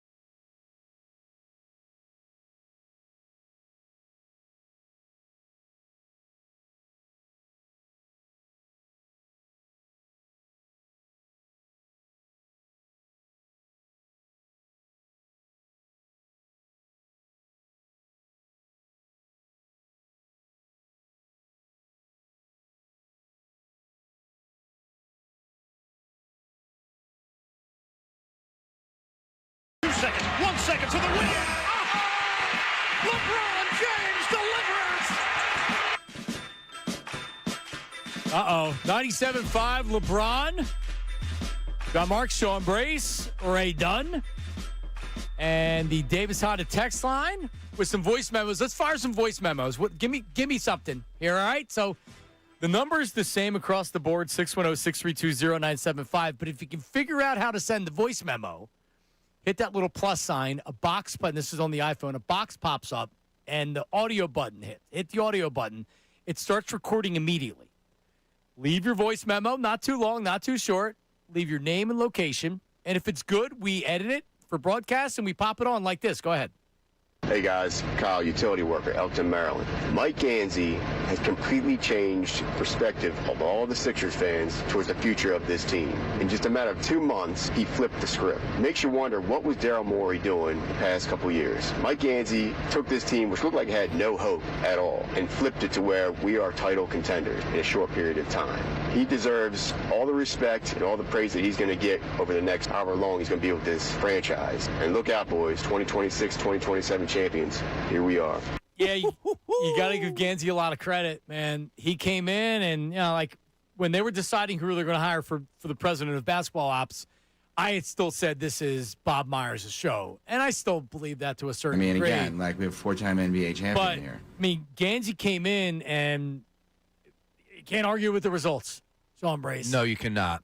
And again, from the Cleveland Cavaliers perspective, they had him there. So we're just giving flowers out to the Boston Celtics. I just don't want us to lose sight of the Cleveland Cavaliers because they have Kobe Altman, and they've done a good job building a good team. But guess what? Gansey was a huge role in that. And this guy who covers college basketball, John Goodman, put a tweet out in 2022, John, where he was like, somebody's going to hire Mike Gansey, and look out. This guy knows what he's doing. Proven track record over the past few seasons. Now, they haven't got to the promised land, but you can't argue with what the Cleveland Cavaliers were a couple years ago to where they are right now. Gansey was a huge reason why. So you think about from the Cavs perspective, they had Gansey. Not only does the boy from Akron go to Philadelphia, he brings LeBron James with him to Philadelphia. Unbelievable. Yep, and you know what? Kevin Kincade may be able to retire from Crossing Broad because he looks like Gansey. Yeah. He may just walk around the streets. People think it's Gansey. He is a spitting image of him. Like, it is. He could go walk around and people would be like, let me get a picture. It's like Ray and that cartoon character that somebody put out there. It was, thank you. Help me. I'm going to let you guys. Come on. What's it? It's Abominable Snowman. Yeah, Yukon Cornelius is the name you're looking for. Oh, Ray. Come on, Ray. Listen, dude, let me tell you something. You've been gifted LeBron James very early on in your radio career. And we all, you think about it. LeBron just changed everything. Everything. We're the home of the Sixers. Sixers haven't given us a whole lot the last few years. It's not like they haven't tried, right? I mean, some good times. But literally weeks ago, we were doing the death march of we have to wait till Embiid's contract's over, then we have to start, then we're starting over. That's what we were talking about. Yeah. It's unbelievable. Are you kidding me? Somebody texted me from the team, and he goes, I thought we were dead after the Knicks series. Like, Yep. Well, swung and a miss. Well, that's what happens. Yes. That's what happens when, and I pledged not to rip Daryl Morey today, but he deserves it. He's a total rat, and he is so overrated. And he came in here, and we're like, oh, they finally hired a guy they can win a championship. No. His career was made on James Harden. Period. He's an MIT smart nerd that came in. He's got absolutely no human intelligence at all. He's very smart, but as far as emotional intelligence and things like that, no. Now you're bringing in guys that actually know how to speak to fans, know how to speak to media. Like we have 4-time NBA champion here. That it just carries such a pedigree, right? Like a championship pedigree. He's been there, done that, built the team up in Golden State, knows what it takes. And then somebody pointed out, I do want to give this a quick follow-up. Charles said, don't forget, Nick Nurse, clutch sports guy. So, yes, he was the only coach that met with him, but also is represented by Clutch. It's a huge deal. There are a lot of things that went in the Sixers' favor for this all happened. Let's go to Mark. Mark's in Hazleton. Mark, go ahead. What's going on? Hey, fellas, thanks for having me on. I appreciate it. What's up, Mark? Hey, so I'm loving this I'm loving this acquisition. Having LeBron James on the Sixers really increases our title. I've been a Sixers fan since birth, been going to Sixers camp ever since I was a kid.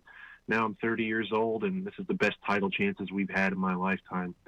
But I will say it is a bit of a concern looking at the preseason tickets on StubHub already and seeing that nosebleed seats are ranging anywhere between $650 and $900 a seat. Yeah. I called the Sixers customer service this morning and kind of voiced my concerns about them as well, and they said, "Hey, you get a better product, you expect bigger prices." I'm surprised you got through. Yeah, I'm surprised I got through too. But honestly, I got the answer of not the answer I was looking for, but obviously just wanted to let the organization know that the fans are going to be a little bit upset about that, and that's the one thing that I did see coming. If LeBron decided to sign with the Sixers, and he has. But I'm just kind of curious to see what you guys think about that and what you think that. I appreciate it, Mark. I don't know what. Listen, I don't know what to tell you. Yeah, it's going to be expensive. Everything's expensive. It's going to be. It becomes the hottest ticket in town. And with all love and respect, you could go catch a Blue Coats game, and it's really, really cheap. Like if you want to bring the family, like that's Lehigh Valley for minor leagues. Phillies are expensive. Like, it just is the going. Dude, everything is expensive. So There's nothing cheap. In the early 2000s, I wish I would have bought every piece of real estate in Philadelphia and the surrounding areas. Imagine what it's worth today. If I would have known 4 weeks ago that the 70s, before Jaylen Brown, that the 76ers were going to trade for Jaylen Brown and get LeBron James, I would have bought every season ticket, Ray. Ray's in there smiling because he's got season tickets. Look at that face. Yeah. Hey, Ray. Woo, man. I need one for opening night, Ray. I need one. Do you remember the show when people were calling in saying they're giving up their season tickets? Oh, yeah. There were a lot of people. 2 years ago, after that season, before they drafted BJ Edgecombe, there was discussion in the group chat. Should we give up the tickets? The future looks bleak. I don't think we should do it. And there was one man who was in that group chat like, guys, this is just a great way to hang out. You know, even if they suck, let's just keep the tickets. Who was that? Luckily, that emotional plea was heard. I mean, I don't want to take all the credit in the world for us having tickets while LeBron's here, but I'll take some of the credit for it. Hey, Ray. I will say my buddy's already been in touch with our season ticket rep about, hey, opening night, whatever it costs, I'll put the card down. We want to be there. You want to talk about things that have changed. Odds have significantly changed over the past few days, and I have heard from multiple people, as if this can't go wrong. You ready for this, boys? There are people holding tickets for not one, not two, but 3 championship parades this year between the Phillies, the Eagles, and the Sixers. People were parlaying everything. I saw an Eagles and a Sixers parlay, Super Bowl and an NBA championship, where it was like $10, literally was catching this guy like $30,000. He got everything in, all revolving around the possibility of signing LeBron. That's how crazy these odds have shifted. Now, you can still do it. Why did we react to the poly market when no one was in on the Sixers, and we were saying we think the Sixers are going to get them? It was when he said trust the process 2 times at Fanatics Fest that I actually walked away from that show on Friday. Like, is he coming here? Because he smirked. It's like, is he coming here? At that point, he knew. Yeah. At that point, he knew. Then it was a matter of talking to the family, letting them know. And Halliburton saying 76 years. Like, they knew. Yeah. Yeah, they knew. All right, we didn't play the Shams thing. We'll do that coming up. Your phone calls as well, 610-632-0975. Your phone calls, your voice memos, your text messages on the Davis Honda text line. Shams coming up next. Also, can we play so you said you had the reaction from... I got tears from across the country, John. We're going to head to the Bay Area, Miami, and Cleveland. So let's do that. Let's do that after we do the news at noon. All right, so that's coming up in the 12 o'clock hour. Middays with Marks, 97.5.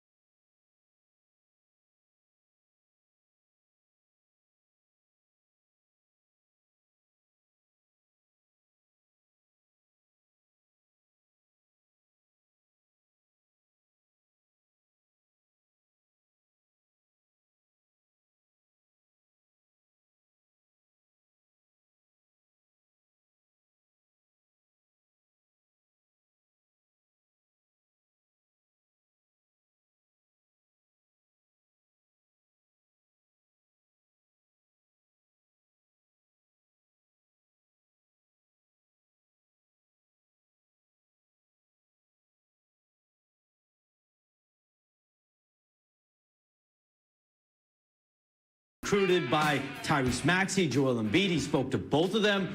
Jaylen Brown actually spoke to his agent, Rich Paul, during the process. And the only coach that LeBron James spoke to during this 3-week-long process was Sixers head coach Nick Nurse. And the final hurdle for LeBron James was getting his family on board, because this is a major change, going from the West Coast now to the East Coast in Philadelphia after 8 years in L.A.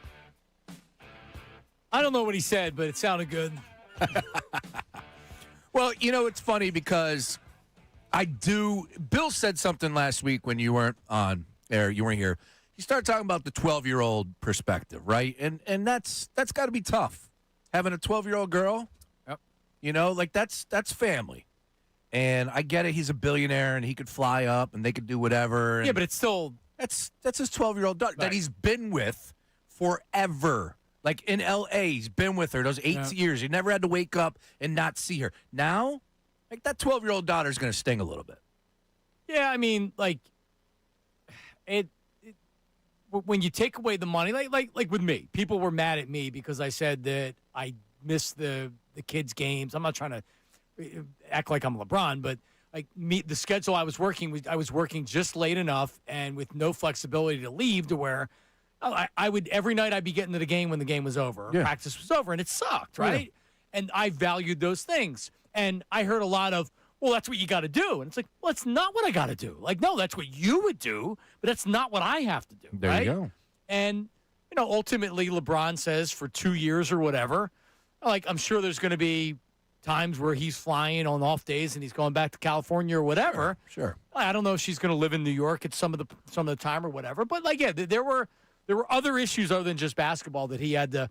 And I thought it was interesting in what he put out on Twitter was that it's not. This is about him now. This is about him ending his career right now. It's not about family. It's not about this. It's not about that. This is about the end of his basketball career. Yeah, and the key word, sacrifice. We talk about sacrifice on the floor, absolutely. Well, this is something he's going to have to make in his personal life, and he's ready for the grind, man. I love that statement. I love those series of tweets when they came out on Friday. I still can't believe it's reality. That's where we're all at this point in time. But, man, it's just going to be something special to see him suiting up for the Sixers. It really is. Do we have a voice memo? Is this from Sean Bernard? Is it? Oh, well. The Sean Bernard, the snake oil salesman. Remember, he was down on Bob Myers. I wonder what he's saying now. All right, let's hear it. LeBron James is officially a 76er. It's Sean Bernard here, checking in from across the broad and DraftKings Network out in Manayunk. And I want to give a special shout-out to Tyrese Maxey, the miracle that keeps on giving to the Sixers team. Not only did it take the Mike Muscala miracle shots for the Sixers to even get the draft pick and Maxey to fall to 21, but this is a guy who's not only got better on the court year after year, but has worked directly with LeBron James 4 or 5 seasons, who shares the same agent, shares the same trainer, that he was the guy who was willing to put off his max contract, which opened the slot to sign Paul George. And if the Paul George signing does not happen, the Jaylen Brown trade does not happen, and the LeBron James signing does not happen. Tyrese Maxey's been so instrumental in all of this happening, and it is time for the Sixers to really compete for a championship, man. This is for Timothy Luwawu-Cabarrot. This is for Tony Roten. This is for Alexei Shved. This is for Ish Smith, man. Trust the damn process. Shout out Furkan Korkmaz. Let's do it, fellas. All right, listen. Sean Bernard called Bob Myers a snake oil salesman. All right, he was very upset. Him and Daryl Morey. Deep team. Sources told me that Daryl Morey and Sean Bernard were thick as thieves. Yeah. All right, that's all I'm saying. Deep team. I don't know why. I know Sean's young, and that's why he probably didn't realize that Daryl Morey is a slob. But anyway, like, don't we feel like Sean Bernard doesn't there have to be some kind of sentence or penance that he has to give, Ray? Feels like it. I mean, it feels like there needs to be something. I'm thinking snake oil salesman. He was very angry when they hired Bob Myers, and then they had the initial press conference, and he was like, "Oh!" He was so mad after hearing Bob Myers talk. Again, like we have a 4-time NBA champion. I'm here. proposing Sean Bernard come in and we get a gag ball, and he's got to crawl around on his knees while Petrilli whips him. Good grief. I don't know where that came from, but it was the first thing it has to be something like that. Oh, man. I love it. Yeah. I don't know if he'll do that. No, definitely not. Okay. Maybe he's got to get a tattoo with me. And that he's. So where do we stand with the tattoos? It's a good question. So we got to work on it. I got a couple ideas. I can imagine way too many people reached out to you to give you the tattoo. John, it was honestly, it was that day. And then Saturday, I came in and did a shift too as well. And there's probably about 20 people that were just out of nowhere DMing me and tweeting me going, I'll get one with you. Now we know that. And we're going to open it up, and we're going to try and make it something different and see if we can elevate it a little bit more. But that's happening, man. The witness tattoo is happening. LeBron signed with the Sixers. I can't believe it. It's a matter of doing it strategically. Yeah. That we do it right at the beginning of the season. It's not going to be next week or anything. No. We got some time. No, we're still in July. All right, let's go to the phones. Let's go to Scott. Scott's calling from Barrington, New Jersey. Brother Scott, what's going on? Yo, what's going on, fellas? What's up, Scott? Long time, Brother Marks. Last time I talked to you, we're on the other side. It's good to see you back on the radio airwaves. Thanks, buddy. It really is. Good morning to your crew, too. Scott, what's up, fellas? What's happening, man? Brother Sean and Brother Ray. Look, I'm flabbergasted. Everybody here at the ice rink I work at, like, you're not, because I'm still flabbergasted. I just can't believe we landed him. Yeah, a little overwhelming at times, and just still up in the air. Still, like, is this reality? Yeah, I'm right there with you. I'm absolutely right there. When we got Jaylen Brown, I'm like, you know what? But I have to say to that fella, we just gave them back what they gave us with the Jason Tatum thing. That's how I look at it as. We don't know if it was actually true. We would have had Tatum, but stories we all heard, we had Tatum, but look what we wound up with. So it's pretty much karma. But what I'm excited about how Coach Nurse is going to mix and match. I'm quite sure you guys have heard bringing maybe VJ off the bench. Brother Mars, when's the last time we had a spark plug off the bench? Yeah, I appreciate it, Scott. I don't see him coming off the bench. I saw that circulating as well. He's like, I don't know. He's in your starting five. I'm not taking him out of the starting lineup. No, yeah, he is an absolute beast, especially defensively. The athleticism. He's a guy that could pull down that rebound, tough as nails, one-on-one. He's got to improve in shooting, but as far as I'm concerned, I do not. I'll tell you what. Sam Ostry was on the show last week. He said that Ant Edwards is who he brought up. He literally said VJ could very well be as good as Ant Edwards. Just think about that.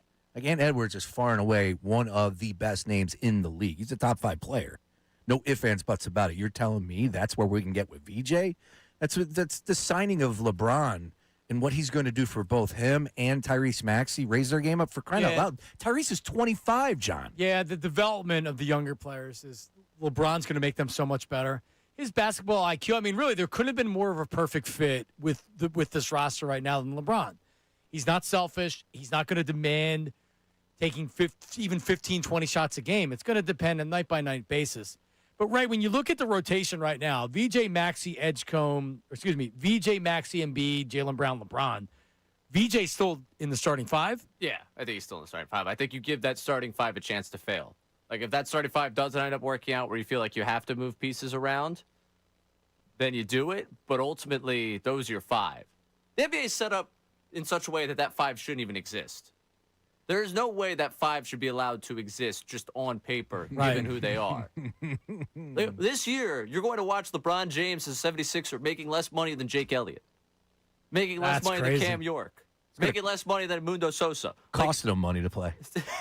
This is the starting five. If he's living in New York, I can't imagine the helicopter ride's cheap. No, he is not. No, to your point with taxes and everything else, yeah, he's losing money to play in Philadelphia. Oh, that's great. He just wants to win. Well, he's also going to make a lot of money being on the East Coast. But, so does this mean Philon doesn't really have a spot in the rotation?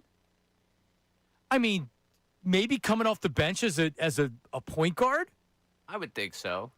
But, you also have, who did they just sign over the? Kentavious Caldwell-Pope. Yeah, and you have Simons. Right. Dean Wade's going to be like your backup center, kind of, backup 4. That's going to be the interesting part.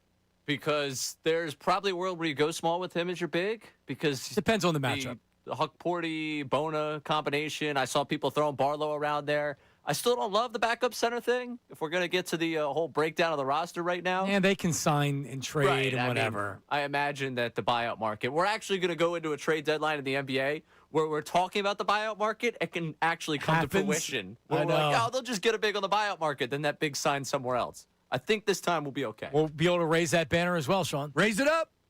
We got a buyout guy. We've already got him. Oh, they're going to be knocking on the door. Everybody's going to want to play for the 76ers. That's fine. So if there is an injury, they have guys that can step in and are starter-type players. Oh, yeah. It's a deep team. Oh, yeah. We are off and running, man. Deep team. So I see that I want to get Chaz put on hold because he was holding before. You had told me Chaz Chaz brought is in. something last week. Yeah, Chaz is he's A star. yeah, he's a gem. So, get him because I don't want him to because next segment's going to be pretty filled. Get him to put him on hold so we can get him on the line. 'Cause we got time to pop him on here. He called in on Friday, and you guys were yelling at each other. Is that correct? That's right. Chaz is calling from Pennsylvania. We're in Pennsylvania. Chaz, where are you calling from? Dude, I'm in Delaware County. I'm Where? One generation out of South Philly. Where? That's why I say cuz a lot. Where in Delco are you? In Glen Olden. Okay, all right. Glen Olden. All right. All right, Nailed man. it. I just asked for your credentials. What's going on, Chaz? How are you, buddy? All right, man. I'm glad we finally got that off. All right, first of all, I scooped you guys on LeBron. I texted you on Wednesday. There was some dude on X who said his cousin worked in the building. He said the deal was done. Now, I didn't quote a source for you guys, but I figured you'd do your own investigating. If I had to call Sean, I bet he would have checked it out. No, but I Anyway, actually saw on ESPN Chaz from Glen Olden reporting. I did see that. You were first on it, that LeBron signing with the Sixers. No, well, hey, look, I'm not trying to scoop or take credit for anything. I'm just saying that you guys could have followed up. Maybe, who knows? You would have known something you didn't know. Anyway, the reason I called is I can't believe you guys don't see the coaching value of LeBron James. We do. Oh, yeah. And the fact that Nurse met with him, you think there's quite the possibility that LeBron James could be a Sixers coach in the future? No.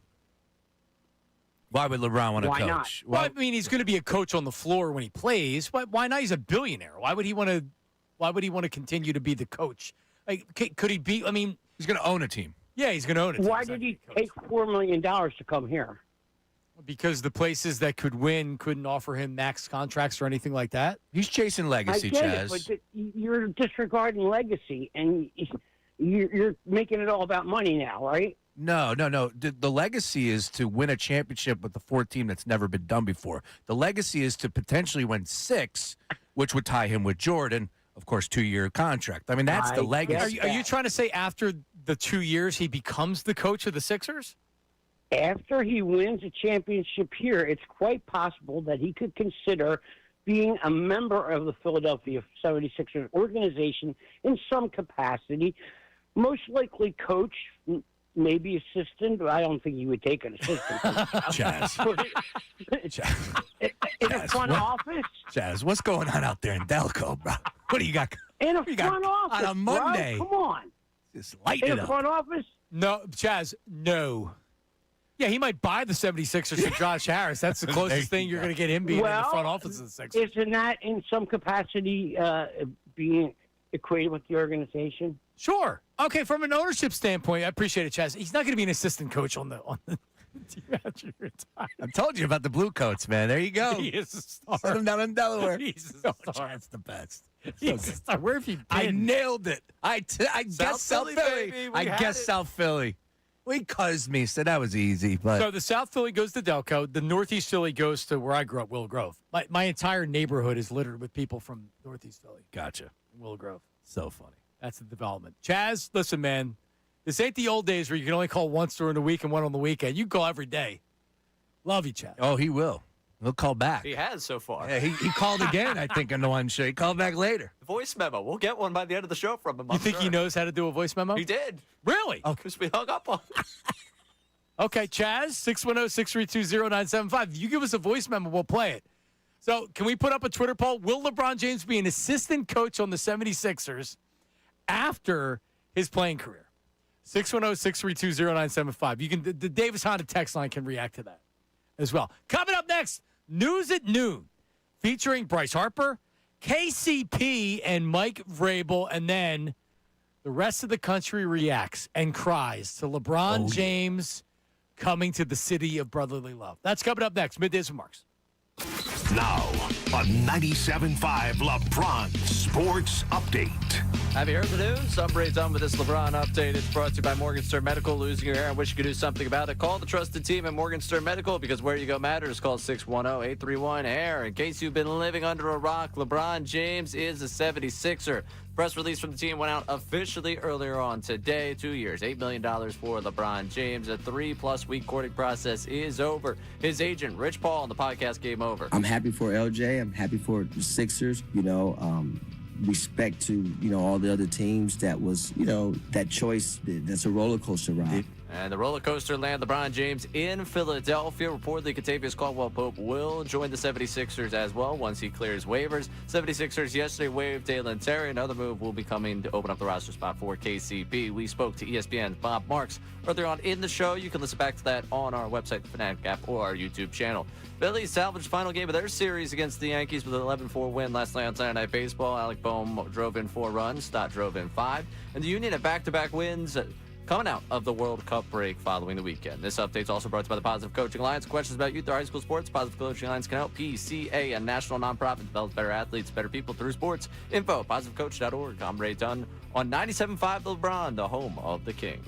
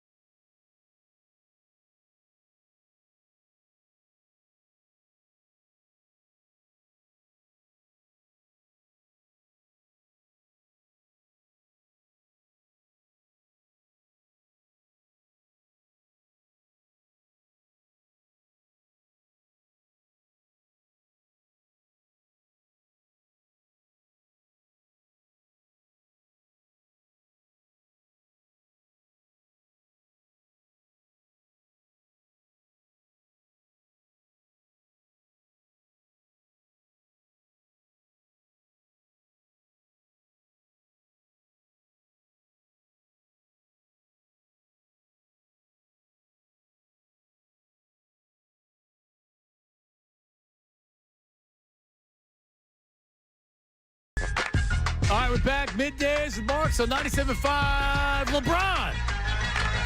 Can we just keep it 97.5 LeBron? Why are we going to change it already? You don't have to argue with me. At least for a couple days. It's not like we're going to be like, all right, let's get back to the Eagles tomorrow. Do you think Jalen Hurts can win a Super Bowl again?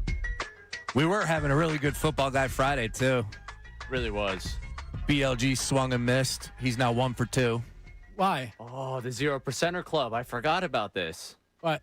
Yeah, he said 0% LeBron on Friday. He did? Yeah, he's 0%. Well, that takes any goodwill that he had with the A.J. Brown stuff. He's now hitting 500. See, why?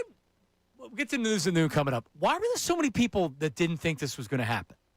I think he might have been beaten down a little bit, right? And that because like I put myself into that conversation as well. Like, well, I went down to 5% when I worked with Bill. I never left 40, Ray. Which didn't make any sense. Now that he's here, I'm not going to fight you on it. I'm still very confused that he's not coming here, but I 40% believe he's coming here. I was still believing, but I wasn't believing. If that makes sense. Yeah, look, it just I fell into the trap of the odds. DraftKings had him number one, the prediction markets. We talked the golf talk. We talked ourselves into he's never coming to Philadelphia. He wants to play golf. Pat Riley we landed one plane. Now we got to land another. I'm like, hey. Pat Riley was talking like he had the answers to the test in his back pocket. They believed.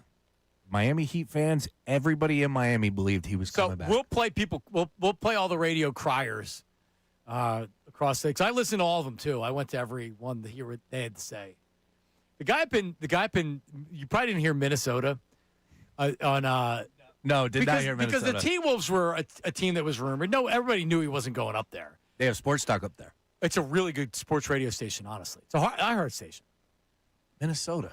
In Minneapolis. Yeah, it's an iHeart station. It's really good. It's good. It's a good station. Right. But the guy, he's called the Common Man. And his reaction was like, he couldn't even name anybody on the Sixers roster. He's like, oh, yeah, and that I think he called Maxi's name wrong. Oh, good. He literally only knew Embiid on the entire roster. It's like, wow, well, I'm not going to get anything from this guy. Well, that settles it. It's Embiid's team. Dan Cole, the Common Man. Yep. Common lies for a living, but he's honest about it. It's a good show. Right. I've actually listened to it before, but it's a pretty good show. I would assume it's a lot of Vikings. Not a lot of T-Wolves. No, T-Wolves. Yeah? Well, they should. They got a T-Wolves. They got a fun team, and they made the back-to-back conference finals. Yeah. All right. Got a lot to come in the second half of the show, but we're going to start it with the news and noon with Ray. What do we got? It doesn't matter what comes in the world of sports. The news at noon with Ray Dunn. Bad Athlete Podcast, angry college coaches, innocuous and random topics. The news at noon with Ray Dunn. The news at noon with Ray Dunn. The news at noon with Ray Dunn. All right, let's start with a surprisingly good athlete podcast. The reviews for Mookie Betts and Bryce Harper's conversation last week are in, and they're actually pretty good. A lot of people enjoy the podcast. I can't tell you I sat down and listened to the full thing. I consume it via the clips, and this is one that caught my attention. Bryce Harper talking about the infamous charging of the mound against Hunter Strickland, where they threw at him back in May of 2017. We've heard that part of the story where, he thinks he's going to get hit. But did you know someone's career ended that day because of that fight? I did not. That was crazy because you see Samardzija coming in right there, and Samardzija played wide receiver at Notre Dame. Watch this. He's trying to kill me. Michael Morse took the whole brunt of it. Yeah, Mikey Mo never played again because concussions. Because of this. Is that right? Wow. Isn't that crazy? I played with Mikey Mo in D.C. Michael Morris did not play another game in Major League Baseball after that entire incident because Jeff Samardzija clocks him, and he retired due to concussions. May 29, 2017 was the final time he appeared in a Major League game. I remember him having that concussion thing. I didn't remember the story behind it. He was a good player too, Mike Morse. He was. He had some power. And that's early Bryce teams. He was right there with him. I forgot about Samardzija. I was always mad that he played baseball. It was the right move. I wonder if they ever talked about that, Samardzija, right? That seems like to be something that would be brought up. Right. Harper said that he didn't take blame for it. That, Betts kind of threw out the joke of oh, so it's your fault. He said, whoa, no. Yeah, man. That's pretty heavy. Yeah, that's tough. Wow. Yeah, Samardzija, he was a first-round talent as wide receiver. Oh, yeah. He was that good. I remember Brady Quinn. They were hooking up often with at Notre Dame. But, yeah, and then he was that good. The fact that he was able to be able to pitch in the majors, come on, that's crazy. Hell of a career. All right, Ray. All right, number 2 for you. Just take a listen to the vibe of this, and I'll tell you what you're listening to.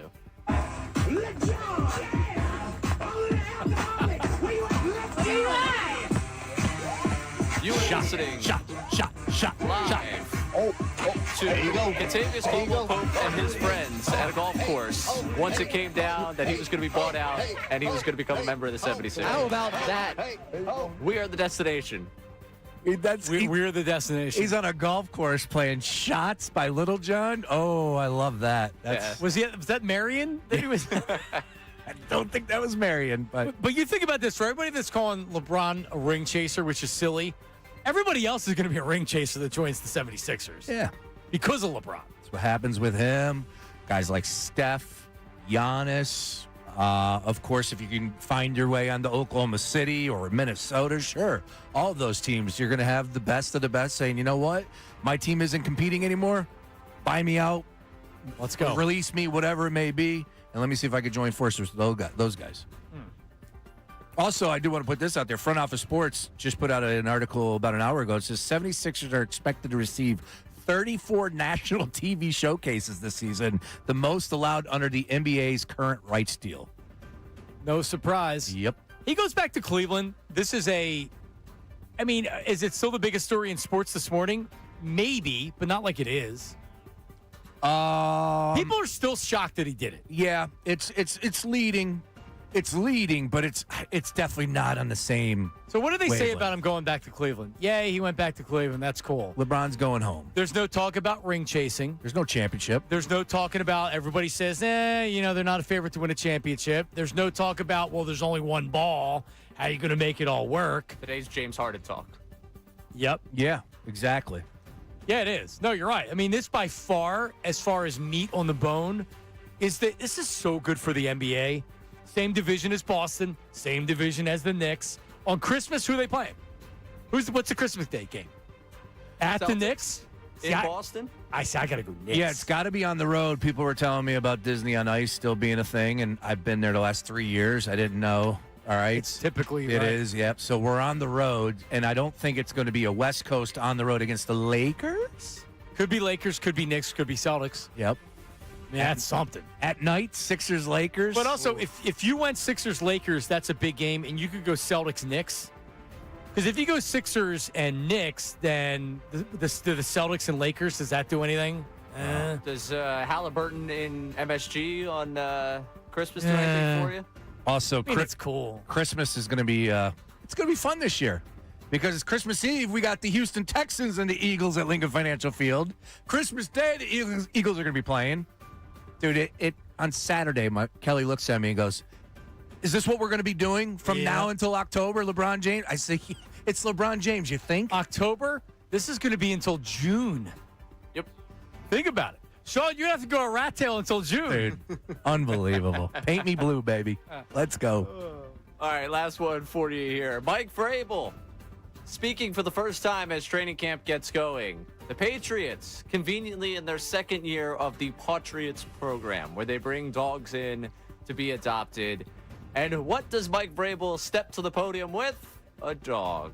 Welcome, everybody. It's good to see you guys. You know, something that we did last year, obviously the first day of training camp, was the Patriots program that Dana Kraft implemented last year and was really successful. Did a lot of really good work, not only for these dogs, but for the families that adopted them. So I think we've almost got 60 dogs this year. And so if anybody's looking to add to their roster at home, we would love for you to be able to adopt these dogs tomorrow. I think some of them are already spoken for. Me and Bibi are making quick friends here. German Shepherd mix, so been working with her all year. She's going to try to protect me. Anybody gets out of control. So we're going to let her roam around. We'll see how she does on this podium here. She's nervous. Aw, look at him talking about old BB and how close he's getting with the dog. It's a very good story, and I applaud the Patriots for doing it because there's a lot of dogs that need good homes, and I would encourage people to adopt and not shop. But if you want to shop and get a puppy, go for it. But is that Rossini's dog? That's really what we all wanted to hear. That's what I wanted to hear. Hey, Mike, you said you might miss some time. Are you going to miss time during training camp?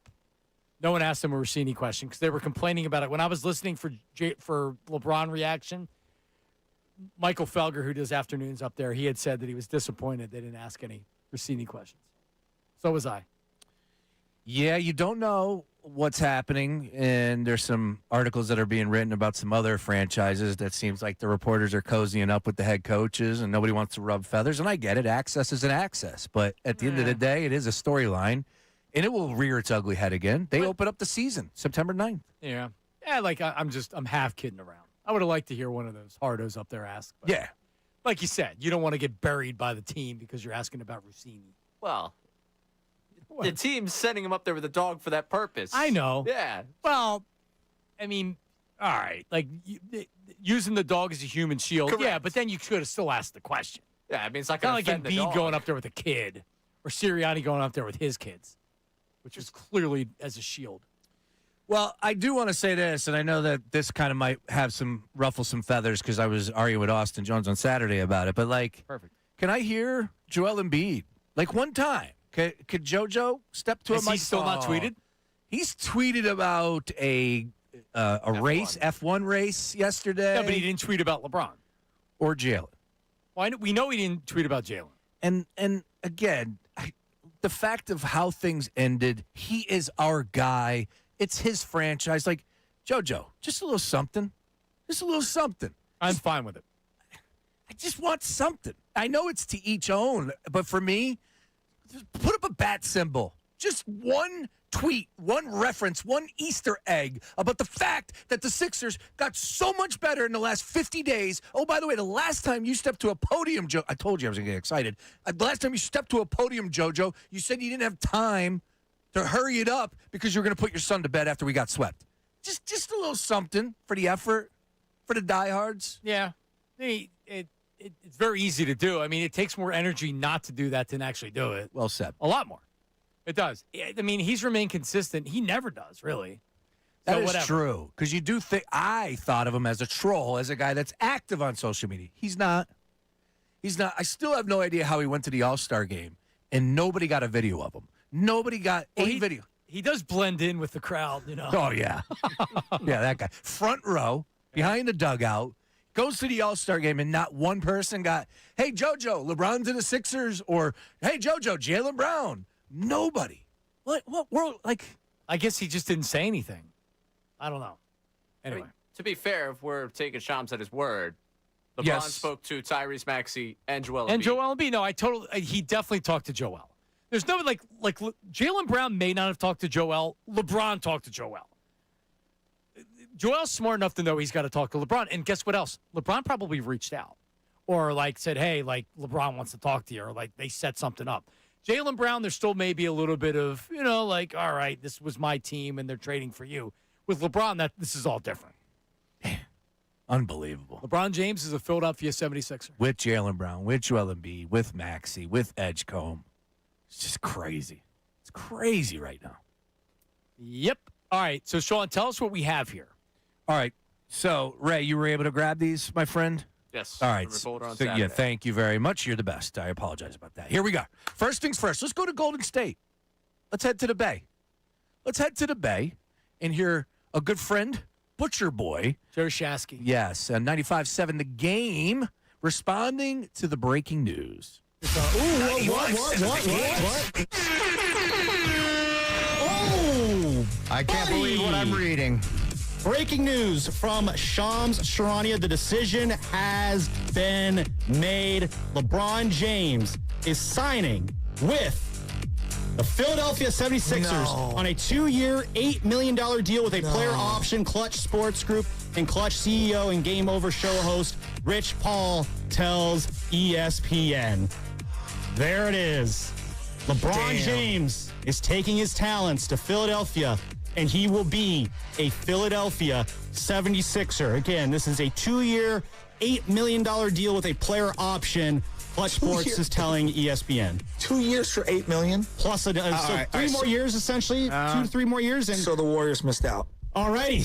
So that concludes our 49ers talk for today. LeBron James is going to the Philadelphia 76ers here. Oh, my God. Philly. Bob Myers landed LeBron. Bob did it again. Bob Myers landed LeBron, and we couldn't. Wow. Yep. Bobby Myers. I texted the Hagian, our old PD, that's his station, and when I asked him about Bob Myers, and he was like, the guy's the best. And Bob Myers did it again. I mean, again, like we have a 4-time NBA champion here. It's true. The closer. Is that what we're calling his nickname? Is he now known as the closer? Yeah, what? Bob Myers needs an entrance. That's what he needs. He needs like an entrance music. Like, what would it be? Opening night, Matt Cord's back. Before we get the starting five, we get a Gansey and a Bob Myers introduction. Yeah, really. Does he come out to enter Sandman? The Bob Father. I like that. Let's go. All right, so that was San Francisco. Now let's head to Cleveland, where a Ben Roethlisberger lookalike had a lot of hate and venom towards us, and I love the fact that they combine snowballs at Santa and batteries at J.D. Drew. It's always my favorite. Way it bothers me is the fact that their sports fans are awful human beings. It's a good sports town. I want to make this sports town. I want to make this a clear distinction. Philadelphia is a phenomenal sports town because their fans care about their team. The problem is they're all awful people in Philadelphia. Not all awful people. They are in all. Philadelphia. Sorry, not all. No, but Philly sports fans are the worst human beings in Philadelphia. They are violent. Well, they throw batteries at Santa Claus. That's not great. Spoiled. We saw the All-Star game how they were booing kids. But that's the passion that LeBron has talked about celebrating over 20 plus years now. Yeah, we'll see. He talked about it, how much he loves the Philly sports fan, how much he appreciates that the Philly sports fan is a diehard and won't root for any other teams and is solely focused on Philadelphia teams. Like he's openly talked about some of this stuff. Yep, and he's about to learn firsthand because LeBron. Yeah, they will boo him if he sucks. No, not even if he sucks. They will boo him. It's not even if he sucks. If he's just okay. If the guy isn't LeBron James from the last 20 years, which a headline he's not going to be. Oh, thank you. That was 92.3 The Fan in Cleveland. Yeah, LeBron will get the Bryce Harper treatment. And Bryce Harper didn't start hearing any time of crap until when? Last year or this year? Yeah. Hey, this isn't his second or his third year. Yeah, we're gonna be buzzing. No one's booing LeBron. All right, and then finally, let's head to Miami. Dan Le Batard's show with Jonathan Zaslow. And Le Batard is calling for Pablo Torre to find out how the hell did the Sixers get LeBron James? What an interesting choice. I was terribly wrong, but not as terribly wrong as you were, because you were insistent and relentless about the idea that the Sixers were an absurd choice. I'm going to tell you as well that I'm just now beginning to get the texts that the Heat are curious how it is that the Sixers did this. And the texts I'm getting are time for Pablo to see if he can find out. Because $3.9 million is about half, I think, of what the Heat were offering. And so to make this choice when the stuff around Fanatics, the stuff around Michael Rubin leaving the Sixers and his relationship with Joel Embiid, because he didn't love the fact that there were sort of limits on how it is he can interact with players when he was a minority owner. So he started an entity where he's trying to build a giant empire. Nobody helps Fanatics more in the building of merch selling than someone like LeBron James. Yeah, so what are you telling me? A billionaire's worried about $4 million that he could have offered him? That's what it is? It's like, so there has to be some type of under-the-table deal. Or LeBron realizes that he's going to make his bag regardless, just based on, like Ray said it earlier, he's going to lose money in living in New York and having to commute to Philadelphia every day and whatever he's paying for. Off the salary, sure. Sure, absolutely. And he's going to make hundreds of millions of dollars off everything else. He absolutely already had a connection with Michael Rubin because that's why he appeared 4 times, I believe, in Fanatics Fest. I think this was the first year that he certainly did it. didn't hurt. Yeah, so, and look, he's not the only athlete that's going down that path. There are a lot of people in the collectible space. Tom Brady, so on and so forth. The list goes on. Can Pablo Torre, can he investigate why Dan Le Batard is so insufferable? Might be a short investigation. God, I just every time I hear him, that stupid bucket, that stupid hat with the big brim and the whatever that he used to wear, it looked like it was his 90s sprayed.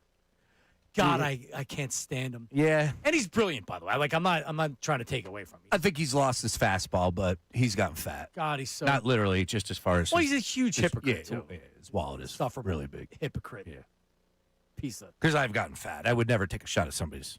And that's not from body. your wallet. No, it's definitely not. It's not my wallet either. No, it's not. And I've been drinking those super lights. Working, drinking the super lights. The super lights, where they couldn't, like, down the shore, it's like, where are the super lights? Oh, so I had to drink these Bobo super lights, which are actually better. Ooh. The Bobo super lights that I got a hold of. Yeah? Ooh, you got a name? Or you got, like, a brand? No? It was. I wonder who's pushing the Bobo Super Lights. Interesting. There's multiple Bobo Super Lights. Yeah, look. And they're good.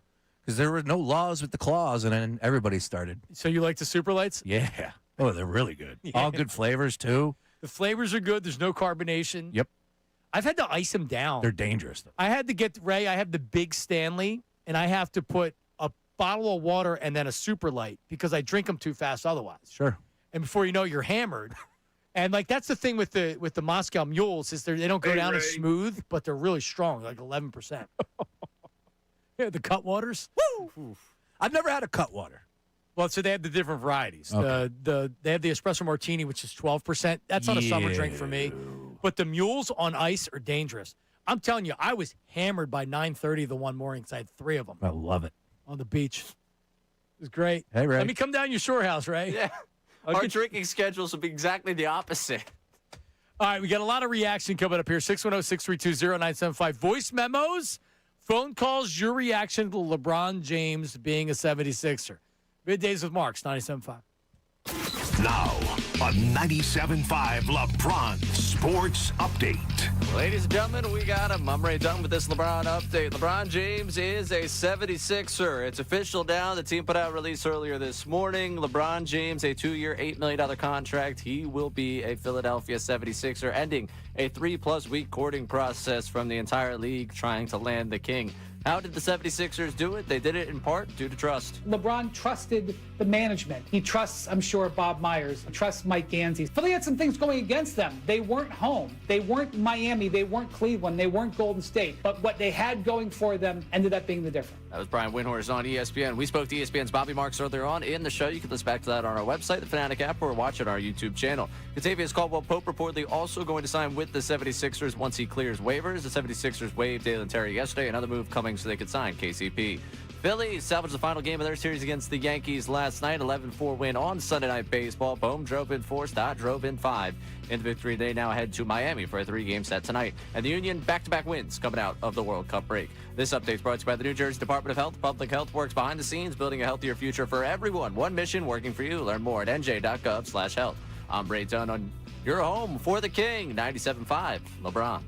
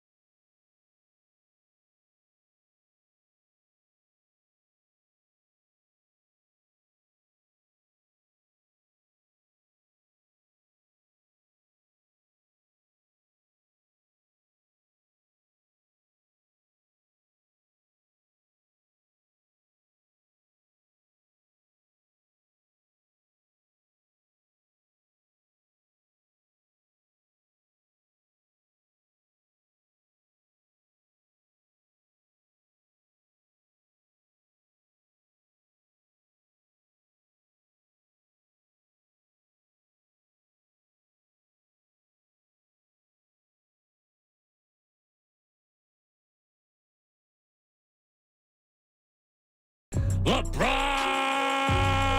James! James! James! Matt Cord on Friday after it was announced. A lot of people are saying, hey, Matt, you can't retire, brother. And I agree. I hope he comes back. Can you imagine? I was actually trying to explain this to Liz and my wife, and I'm like, could you imagine if you retired? And it's actually, no, it's my buddy Ryan. And he's like, well, Matt come back? He's like, well, why did he retire? And I'm like, I don't know. Been doing it a long time. You know, at some point, it's like, all right. I know that it's everybody's dream. You think that's the dream job. He's been doing it 30 years. Oh, that's 41 days that he's working middays at MMR. Now you got to get off of work, go home for a couple minutes, and then you're at the arena. It's not just going to the arena. You got to have the juice to do this every single night. You got to be on every single night. You got to be on. You got to be on. And, all right, Sixers lose and be like, if he knew LeBron was going to sign, there's no way he's retiring. Hell no. So now Jaylen Brown trade happens, and he's probably like, oh, crap, man, this sucks. And then LeBron stuff starts, and it's like, he's got to come back. They haven't hired anybody yet, right? Don't know. I don't believe so. Nothing was announced. And if I'm Matt Cord, I know that I have some, build up. I got some grace inside that building. Hey, look, let's make it work. Let's make it happen. And he has an unbelievable amount of fans. I literally had people, John, I told the story when his last game. People were like, I'm going down because it's his last game. Matt Cord. People were going to the game because of Matt Cord. Well, remember when they won that seventh, then when they won Game 7, it's like, well, Matt gets more games to do. Yep. Which I thought the same thing too. Yeah, man, I would love to see Matt come back. LeBron James, geez. Ridiculous. All right, let's get some reaction. Doug's. Oh, timeout. He responded. LeBron James tweeted. No way. He tweeted over the image of his jersey just now. Oh, my goodness, it's real. He came with 3 emojis. Now, I have said before that LeBron reminds me of a 14-year-old boy on social media. I take that back. I apologize. I was wrong, LeBron. But he's got 3 emojis. So the Sixers put out 2 hours ago, I guess when it became official. Correct. A picture of LeBron James, the jersey from behind, James 23. There's a king. I guess this is an AI-generated image? I hope not, but, I don't know. And then it has like a crown next to it in the locker. He retweeted that picture with a praying emoji, a saluting emoji, and then the king emoji. Man, we're going to have high fives with everybody on that team. He's going to have secret handshakes. We're throwing chalk up at every game. Oh, yeah. That's what we got to do when we come in the studio every day. Oh, my goodness. It's crazy. All right, let's get some good reaction here. 610-632-0975. Uncle Jamie is on the line. Uncle Jamie, hello. Thinking about in the annals of sports history, in Philadelphia sports history, LeBron James coming to Philadelphia is the reward for the suffering that we endured during the process. And not only is it the reward, LeBron is going to have the process because of his brand in Philadelphia. The brand will be the process, and the process will equal the championship. I can see it now. I can see the marketing to it now. How can you not love that? Yeah, we were going back and forth. Is this the biggest signing ever? Because you had Pete Rose, that led to a World Series. By the way, the first year they didn't even make the playoffs. You had Moses, that was a trade, but still, as far as an acquisition, I guess we have to wait and see if they win. If they win a championship, it's got to be, Jamie, the biggest. Pete Rose is pretty big.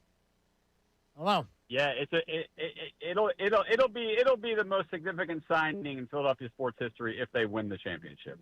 Without a doubt, that he came and saved the Sixers and took them to the promised land and fulfilled the promise of the process. That's biblically, that's how I think about it in the scope of things. It has to equal a championship at the end. Amen. With LeBron James bringing it to us. Imagine LeBron. Just think about this, guys. Think about LeBron James in an open carriage vehicle coming down Broad Street. That's what he said. LeBron James on Broad Street. Remember Larry Bowe in 1980? Larry Bowe in 1980 had a cowboy hat on. And a lot of people that are old enough to remember that. He had a cowboy hat coming down with the Phillies winning a World Series. LeBron James on a float coming down Broad Street. Think about it. Couple quick notes. first of all, once again, can anyone forecast what is going to happen to the Phillies in the playoffs? I mean, did these last 3 series not tell you what's going to happen to the Phillies in the playoffs? The good news is the Marlins have lost 12 my straight. optimism is waning. Yes. I agree. But you know what? It's still, like, I don't think it's bad that they're kind of in this lull right now because the trade deadline can reinvigorate them. But to your point, doesn't it feel like they're not going to have enough offense and their bullpen's not going to be good enough? I mean, isn't that what's coming down the line for us all? Yeah. But thank God for LeBron James for the next few weeks. We can at least live off of that. You're not kidding. And one last thing, another thing that got buried in the lead.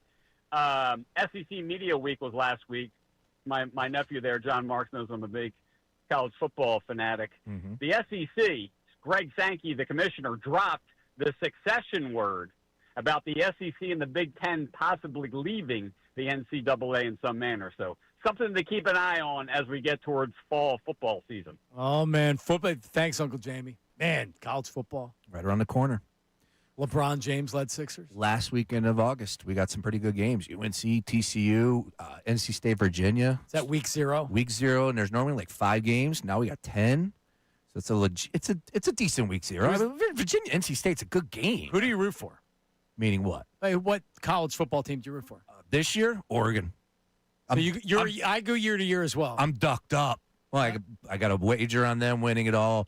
Like the quarterback. Love the coach. Dan Lanning is going to win a national championship. He is going to win a national championship. He's sharp. Yep. Hopefully it's this year. Ray, sorry.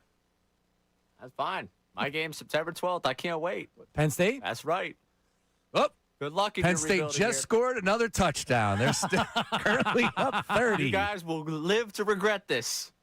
No, I'm not rooting for Penn State over Temple. I don't know who Temple's quarterback is, which seems like a problem. You will live to regret this. Why is that? They're winning that football game. Oh, they're not. good Stop grief. it. Penn State actually has a quarterback You this year. said it last week, too. And I'm like, keep Penn dreaming. State has an actual quarterback this year. September 12th, Temple beats Penn State. September 13th, the Eagles open up. It'll be one of the great weekends of our lifetime. I was just thinking the same thing. Is that back-to-back? Are we open up at home? Yeah. Eagles on Sunday? So they got back-to-back games at the Link? Correct. Wow, okay. All right, let's go to Damon. Damon's in West Philly. Damon's got something on the biggest signing or trade. Damon, what do you got? How are you, buddy? Hey, Johnny Marks, what's happening, man? Yo, first of all, LeBron, welcome to Philly. First cheesesteaks on me, homie. I got you. Where you taking them? Where you taking them? D'Alessandro's. Come on, without a doubt. All right, without a doubt, my man. Without a doubt. So let me go back, Johnny. Yep. John, I'm sorry. When I was a kid, my buddy Michael says to me one day, "We're gonna watch Dr. J." And I said, "Who is that?" He said, "You don't know who Dr. J is?" He said, before Kevin Hart, he said, "You're gonna learn today." So at that time, and I was a kid, when they signed Doc, it was a big press conference. He was the biggest player coming out of the ABA. He was huge not only for the league at the time and for the Sixers. No, he was the man. He was the man. And for everybody, I just want people to remember, Dr. J set the tone for all this. Yep. The sneaker deals, the posters, the movies. He's mentioned on tons of television. I was just watching the rerun of the Jeffersons the other day, and they mentioned him on the Jeffersons. So yeah, Doc, we can't let that go by. Doc was the biggest signer at that time. Doc ushered in. He allowed Jordan to be Jordan. He allowed he was the first of his kind. It really was. And if you think about it, so they had offered Dr. J to the Knicks. The Knicks, they had to pay a fee. I think the Sixers paid like $6 million for Doc because they needed a transactional fee. So in other words, he got sold for cash. The Knicks said no because they don't want to pay the money. And the Sixers said yes. You think about that. The Knicks could have had him first, and they said no to Dr. J. I got one better for you, John. He was actually Atlanta Hawk. He was in a warm-up jersey, but the deal fell through. It was crazy how that all transpired. Yeah, that's a fact. He would have been a Hawk, but the deal fell through and he landed the Sixers. John, real quick before you let me go. Yep. And I tried to bring this up with D yesterday. How does the Sixers players, John, because this is up your guys' alley. The media is going to be different for that team. How do the team, if they haven't spoken to them already, how do they deal with it? Because we're going to be on the face of everything. You know that. Yep. So how does the team deal with that? Thanks, guys. Have a great show. Let's go. I'll see y'all on LeBron Street. Come through. There he is. Good call, Damon. At 6'9" from St. Vincent, St. Mary's, number 23, LeBron Had to James. hit it one time for him. James. You can keep hitting that over and over. Yeah, like there's no doubt this puts the Sixers at the top of the NBA. Not winning a championship, the Spurs and OKC, but that's not the most interesting story right now. Yeah, I don't think there's anybody in sports that's more equipped to handle the heat that comes with being LeBron James than LeBron James. Yeah. And B does a pretty good job of staying off social media unless he can't play that night and he needs to put out April Fool's stuff. Yeah. Edgecombe and Maxey aren't big on social media. Yeah, you're right. That's the first thing. It's poison there. But as far as tension goes, Joel knows a thing or two about a thing or two, all right? That's easy. Jaylen Brown has played in multiple finals, NBA champion. He's fine. Maxey, Edgecombe. You look at the young guys, I think Maxey would be fine. Edgecombe, just, hey, man. Jaylen Brown's the one guy that likes putting himself out there and likes all of that. And Bron does it when he wants to. He's not arguing with people on social media or anything like that. No. When's Jaylen Brown's next live stream? He did. He went live this weekend. Did he? Yeah, I got the notifications on. And I couldn't watch it, so I sent Sean Bernard to do it, and he said it was him just working. I'm telling you, man. Were you shooting? Yeah, he's working out, lifting in the gym. He went live working out. Wasn't Bron at the gym at 4 a.m. or something? LeBron's at the gym at 4 a.m. Maxey and Edgecombe have been working out. These guys are in the gym. Apparently Embiid is also in the best shape of his career. We don't know if that is real or what, but there is a report out there that supposedly he is, body is in great shape, all that. Yeah, I have not been able to substantiate that tweet. I think I know exactly what you're talking about. But Gansey did say. Gansey said it. Yes. Gansey said it. That's where it came from. But Gansey with us, and Bob Myers the same way. They let it be known that the old way of doing things was the old way of doing things, and that's not what they were going to do going forward. And they specifically talked about coming into camp already in shape, not getting in shape in camp. So if they had the conversation with Joel and they're pushing him, guess what Joel's probably doing right now? Joel Embiid doesn't want to be this lazy guy that is always injured or whatever. Joel, he wants to win. He came back from having emergency surgery after just, 2.5 weeks? So, let's give him credit. I really do admire him the way he came back from having, his appendicitis removed. Yeah. And then came and played in the playoffs, which couldn't have been easy. I know I found myself over the weekend going, he's going to be all right. And that's the fan of me. That's the guy that's pulling for JoJo. But you got to be realistic, and the questions and concerns about his health are still there. And is this team, let's just have this conversation briefly, is this team good enough to win without JoJo? Yes. I think they're right up there, and you give them a full season, they could find their stride without JoJo. Ray, bank the show sheet. Is this team better without Joel Embiid? Oh, here we go. Can they figure out a way when Joel Embiid returns from this injury because things are going so well right now? These are conversations we're going to have. Forget even injury. There's going to be one game where they close with a small lineup that includes Dean Wade and doesn't include Joel Embiid, and that next day is going to be insanity. Yeah, trade Embiid. It could only go worse if he says something after that game that suggests he's not happy about not being on the closing lineup. See, to me, especially year one, egos get checked at the door. LeBron comes here. Now this is an all hands on deck. Guys realize they're not going to get as many shots. You want more shots? Go to a team that's crappy. You'll get 30, 40 shots a game. Hell yeah. That sounds great. You want to be a part of something really, really special? Then that's what you're a part of right now. You got to sacrifice. And when this city rallies around something, when this city rallies around a team, there's nothing like it. There's nothing like it. We've experienced it. That's why he's here. He's here because he's staring down the barrel at the most criticism and pressure out of any of those options that he could get. And he said, I want that. I want to play for the real Northeast. I want to be a part of it. I want to see what it's about because there's been no fans that will be comparing to us. L.A., come on, man. Cleveland, all right, sure. Miami, they don't show up till the first quarter's over. Remember the game they left and all the people were trying to get back in? It's crazy. Miami, they got so fat. Think about that. They went to 4 straight NBA finals. Yep. All right, Doug's in San Francisco. Doug, what's up? Go ahead. Hey, guys. Remember I was the guy who essentially brought Gansey and Bob Meyer by willing it in the locker room? Doug saw them nude in the locker room after swimming. What's up, Doug? All right, maybe they weren't nude, but he saw them in the locker room, yeah. Doug, you got some laps with Bob Myers in the last month or so.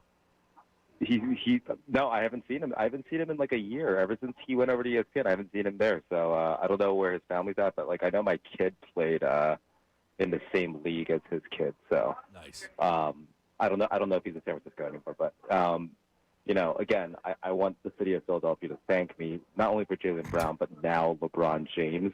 This is crazy, guys. Do you guys realize? You know what I was thinking about? I had a different point, but I was thinking about it. The amount of pressure and, what LeBron brings on his shoulders, not only to the team, but the city of Philadelphia. Do you realize how much easier it is for the Eagles to not have, like, every single eye on them at every single moment now? Yeah. It's like we're just talking about LeBron now. When the Phillies muck it up in, like, August, who are we going to be talking about? The Phillies? No, we're going to be talking about LeBron. Yeah. So I don't think people realize, like, how much. And the last point I'll make is that you guys were joking. It's like, LeBron, we're going to have this small lineup and we're going to close out games. I mean, yeah, it's going to happen because Joe's going to get hurt. But, I mean, like, realistically speaking, even before LeBron got here, we were going to be okay. Now that you have LeBron, it's like, are you kidding me? It totally changed. Guys, we're at the top of the league, and it's not even close. That lineup is ridiculous. And, like, my only concern now is, does VJ get, frustrated because his development, like, quote, gets stalled or something? He doesn't, Doug, he doesn't seem, I appreciate it. He doesn't seem like that kind of guy. He seems like he's the guy that's, all right, then I'm going to put all that energy into defense. By the way, LeBron, if you're talking about the perfect person to try to make all this work, it's LeBron. VJ is how old?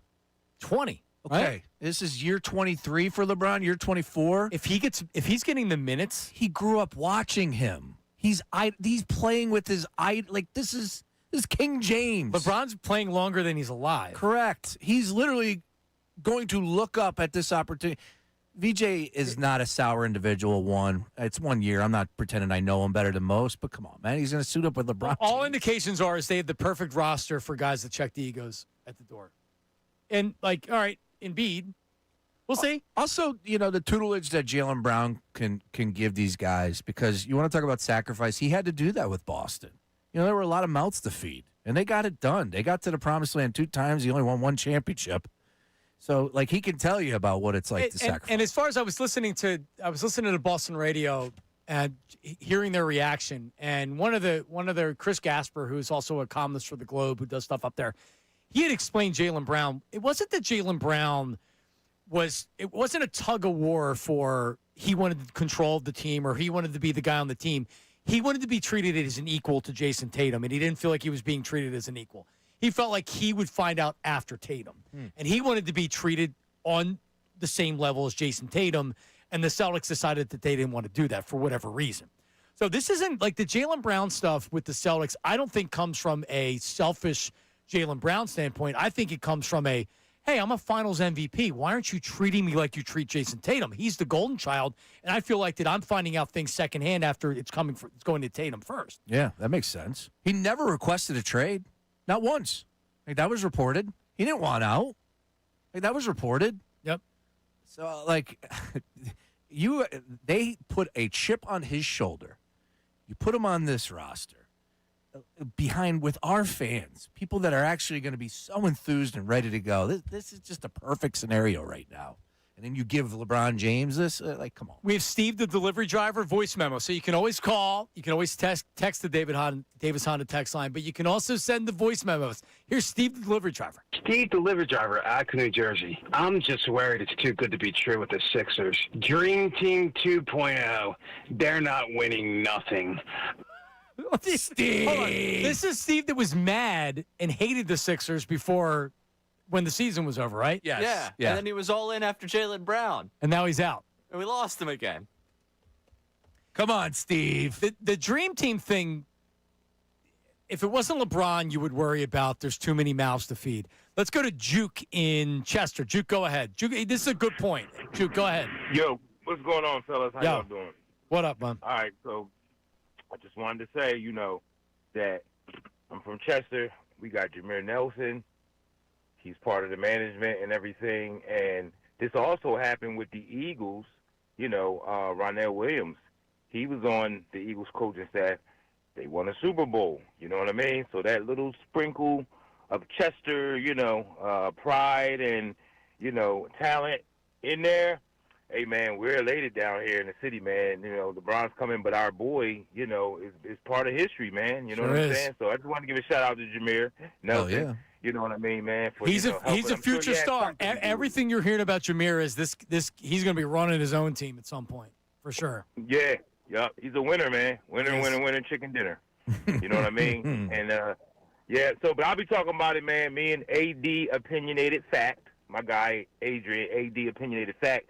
He's on Facebook, Instagram, so we got podcasts coming, so we'll be talking about it too, you know what I mean? All right. Y'all. All right, appreciate it. My man, Juke. Maybe we can add him to the Fanatic or the 97.5 LeBron podcast now. News at noon, Ray. You got another podcast you got to now watch out That's good. for Juke. Add it to the list. Coming up, what does it take for the non-LeBron guys to believe he's the GOAT? Now he's in Philly. Well, Charles Barkley had thoughts on that. Coming up, your reaction, Carrie Stan. We got you on the other side, 610-632-0975. Middays with Marks. Now, a 97.5 LeBron Sports Update. He's a Sixer. I'm Ray Dunn with this LeBron update. LeBron James officially a 76er. It's a 2-year deal worth $8 million. The 3+ week courting process for the King is over. LeBron James is in Philadelphia. Well, I guess at least signed to Philadelphia. We'll keep you updated whenever we actually get a chance to introduce him as a 76er. His agent, Rich Paul, detailed the roller coaster that it was. I'm happy for LJ. I'm happy for the Sixers. Respect to, all the other teams that was, that choice. That's a roller coaster ride. Best roller coaster ride for 76ers fans. Now LeBron James is a Sixer. Bobby Marks of ESPN joined us earlier on in the show to talk about all things LeBron. Catch that conversation one more time on our website, the Fanatic app, or our YouTube channel. Kentavious Caldwell-Pope also reportedly going to be signed by the 76ers. Phillies, a 3-game set beginning in Miami tonight. They're coming off losing 2 of 3 to the Yankees at home, although they did win last night on Sunday Night Baseball. Union, back-to-back wins out of the World Cup break. This update is brought to you by the New Jersey Department of Health. Public health works behind the scenes, building a healthier future for everyone. One mission working for you. Learn more at nj.gov/health. I'm Ray Dunn on your home for LeBron, 97.5. LeBron.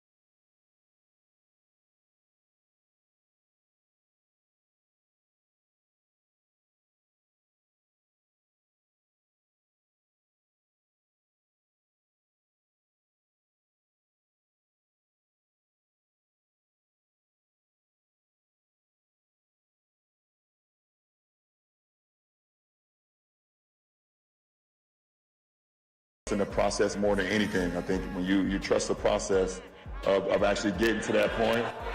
That wasn't no hit. That wasn't no hit. Hold on. Y'all calm down. Realize. There it is. 6'9" from St. Vincent, St. Mary's, number 23, LeBron James. Come on. Sean's more impressed than Matt Court was able to do the manual echo. I still than LeBron signing here. Come on, man. Some inside knowledge with that right there. Well, he's a seasoned professional. Yeah, that's how the recipe. Like that's the secret ingredient That's right it. there. That's the sauce. You don't get that. Are you kidding me? You think other miserable radio stations are getting the Matt Cord? Hell no. Just reading the headline here, Sean. Radio War. Sean Brace says miserable WIP hosts are not diehard Philadelphia sports fans. Oh, Radio War. It's been a minute since I've been involved in those. Matter of fact, I think I was Yeah, that was a little throwback there. Yeah, look. At the end of the day, we are diehard Philadelphia sports fans. They are not, says Sean Brace. And I agree. I will just say, all right. I know you'll agree with this. You said this on Friday night. You did a video. You went live Friday night. Yes. You don't have to be a diehard sports fan. Like, you don't have to be Shawnee pom-poms. I'm not asking you to be that. But there are moments where, man, if you come in and you're not feeling the vibe and you're going anti, like, come on, man, that is so wrong and misguided. And LeBron James with the 76ers, and you are anti to the point that you're saying you're going to throw up, and you have a calendar that you are literally counting down the days. What is wrong with you? I just hope they keep that same energy because they will. Like, by the way, like it doesn't mean that he's not going to get criticized. It doesn't mean that he's not going to rub. I'm talking about LeBron. It doesn't mean that he won't rub people the wrong way or whatever we're talking about, right? Like this is I don't have pom poms. I'm a Philadelphia sports fan though. All right. There's been a couple instances where you have to realize who your audience is, and even if you don't necessarily like something, like for example, when the Eagles win a game. On Monday, I'm not going to kill them after a win, for the most part. But on Tuesday, I may, even after a win. But on Monday, at least you give, all right, you got to win. Most of the people are happy. Right? What was the day where I came on the air and I was like, I almost feel bad, and I shouldn't say this because I know a lot of people are happy. The Buffalo win? No, this was Sixers. Okay, Sixers. But anyway, like there are times where I'll go on the air and have to realize the bigger picture, which is the audience. The audience is tuning in to listen to us because they're happy, right? Like a big thing like LeBron James happens. Wait, we're going to have a take that day? I have to have a take that they're going to lose or I'm not happy about it?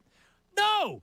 This entire station was going nuts, and we still are. We changed the freaking name to 97.5 LeBron for crying out loud. Big Vito runs over. He's hitting the window behind me. I thought he was going to break the glass. So here's all I'm saying. That for everybody out there, maybe you haven't tuned in a while. Maybe you're back on the Fanatic.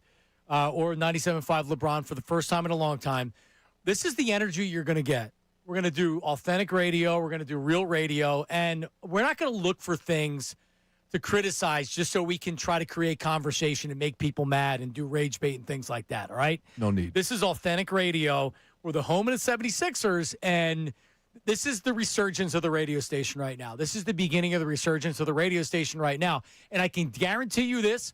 This is a station of diehards. This is a station of Philadelphia sports fans that have been here and have been here forever, right? This isn't a New Yorker that has come down. This isn't a guy that liked the Mets and the Knicks when he was growing up. This is a radio station of people that want our teams to win and aren't looking for things to go wrong. We're not driven by phone calls. We're not driven by Sean's going to say, oh, well, Jalen Hurts is good enough to win the Super Bowl. And I'm not going to say he's not good enough. And then we give the phone number and we go back and forth. We're going to do authentic sports radio. We're going to do authentic radio, really. That's what I want to do. That's what it comes down to. So just keep that in mind. If you want real personalities that are doing real radio, then you want to tune into us. I want to point this out, though. I thought my tweet over the top of that Radio Wars was one of my better tweets. I took a picture of Suge Knight.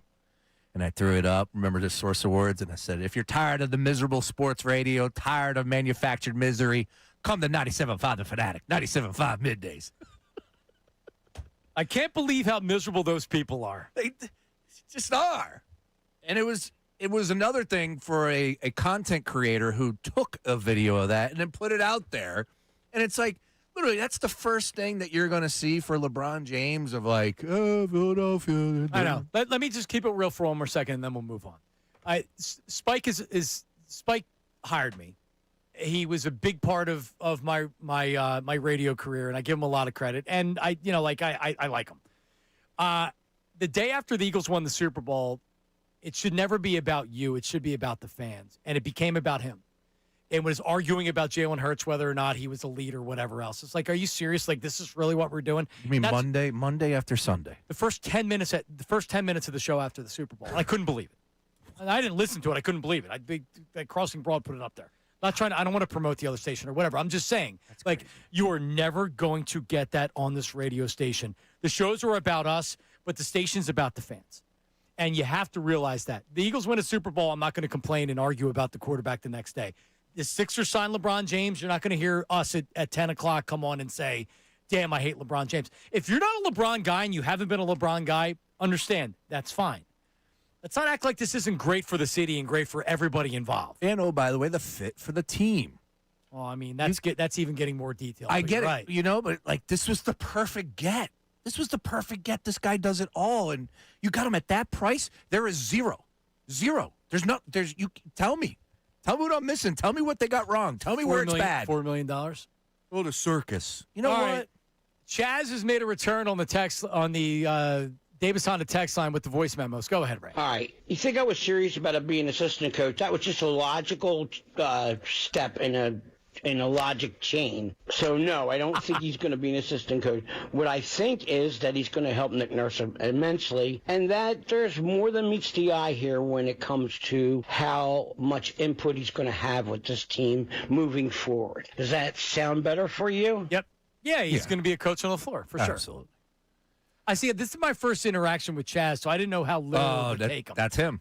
That's him. He's a Jim. What he really enjoys is you misrepresenting his point before he comes on the air. That's what Ray did on Friday. That was hysterical. That's what you did? Because it's what Sean did to him initially by accident, and Chaz flipped on him on Thursday. Yeah, moving forward. So anytime he calls, make sure you say something that is completely opposite on the screen. Just to get him livid? Fries him. Okay. Voice memo was correcting something we said. L'assistant head coach or l'assistant coach. He said it. What are we talking about? He's the one that said it, not me. He literally came on the air and said, don't you think he's going to be a coach after he's done? A coach. And we said no. He said it. I didn't say it.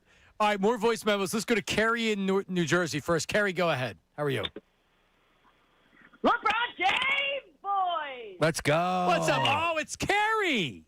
What's up, Carrie? Our massage therapist. It's me. Yeah. What's up, Carrie? I'm in shock. I was, fooling around on Friday morning. I had the show on, and I missed Ray's reaction, which, by the way, classic. Couldn't have been better. Hey, Ray. So authentic. Mm-hmm. Right? And, yeah, I've been on cloud nine all weekend. And I'm going to be honest, I'm not a LeBron James girly. I totally respect him. But, grew up here, moved to San Francisco, became a Warriors fan, which is totally acceptable because the Philadelphia Warriors. And,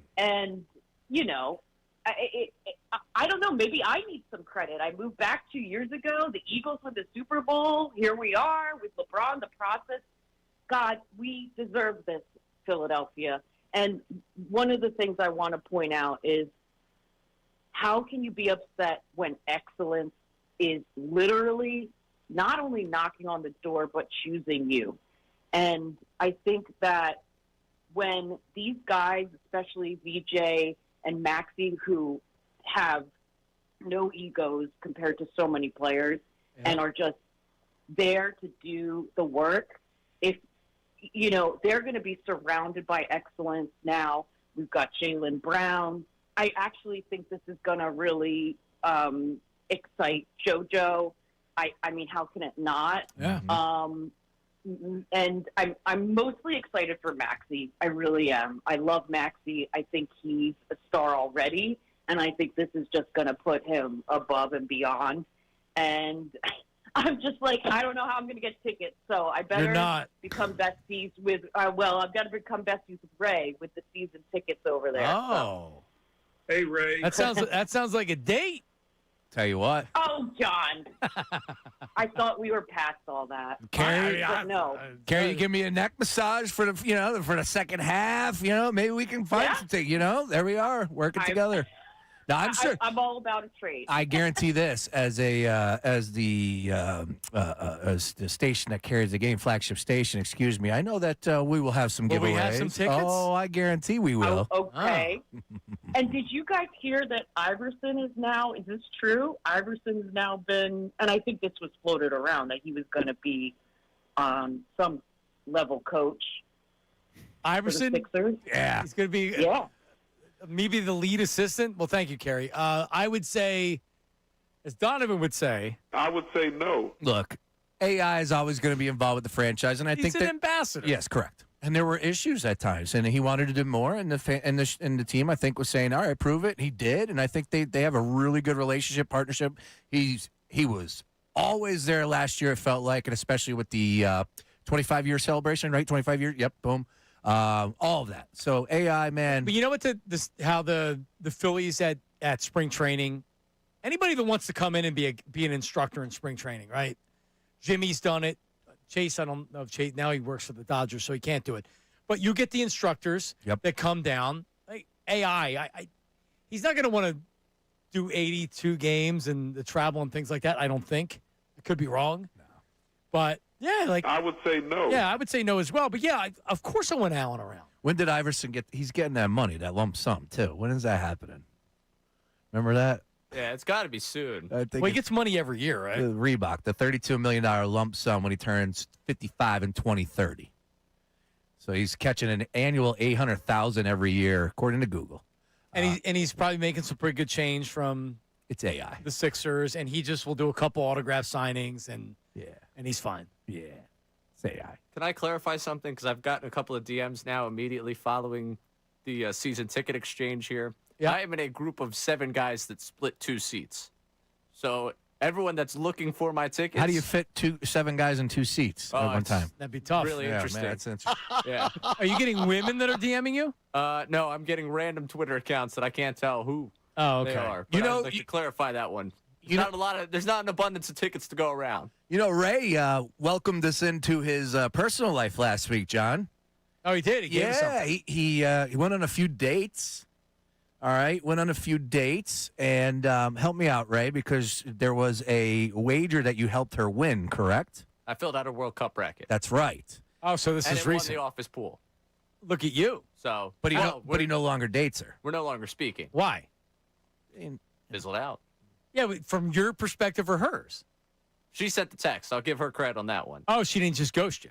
No, yeah. After the third date, 2 of us sitting there, the next day when she sent the text, I was like, yeah, that kind of felt right. Ooh, what did that text say? We were like, hey, I don't know, just pull it up. Been great getting to know you. This isn't going to pull it up. That is I'm not going awesome. through my text to find this. Why not? Awesome. We're talking about LeBron James here. No, we're not. We're talking about this. Sean brought it up. Yeah. Find the text. That is awesome. But here's the funny part. I bring it up because she won her World Cup bracket at work. So she hits Ray up after the World Cup ends to thank him. After the dating ended? After the dating, the whole 9. And then he's asking, like, yo, should I get a little lump sum? Should I get a little payment? A little something for the effort? I think a non-monetary payment would have helped. I think that would have been fine, too. How about that? Come on, find it. Yeah, I found it. What are these guys doing? All right, we got. Thanks again for a fun time last night. I think you're a great guy. I don't see this going any further for me. Wish you the best and hope the Spurs win for you tonight. Hey, I totally understood. Hope the best for you, too. Been a pleasure getting to know you. Was this a dating app? Yeah, Hinge. You know what? I hate it. I got shivers down my spine. I felt for you there. But I actually respect that woman. I do, too. That's a hell of a text. To be fair, though, that was Saturday. We went out on a Friday night. Friday night, when I'm walking home alone after the third date, in my head, it's over. Gotcha. Right. Yeah. You get that text, No you're doubt. like, yeah, all right, that was... Yeah, like she likes you, you like her, but clearly it's not going anywhere. Clearly, yeah. Otherwise, you wouldn't be walking home alone. Correct. Did you give it a thumbs up emoji? Did you? How do you respond to that? I responded with what I said. I texted her back. Yeah.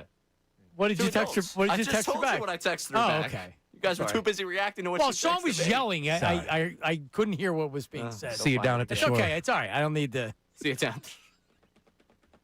Yeah, man.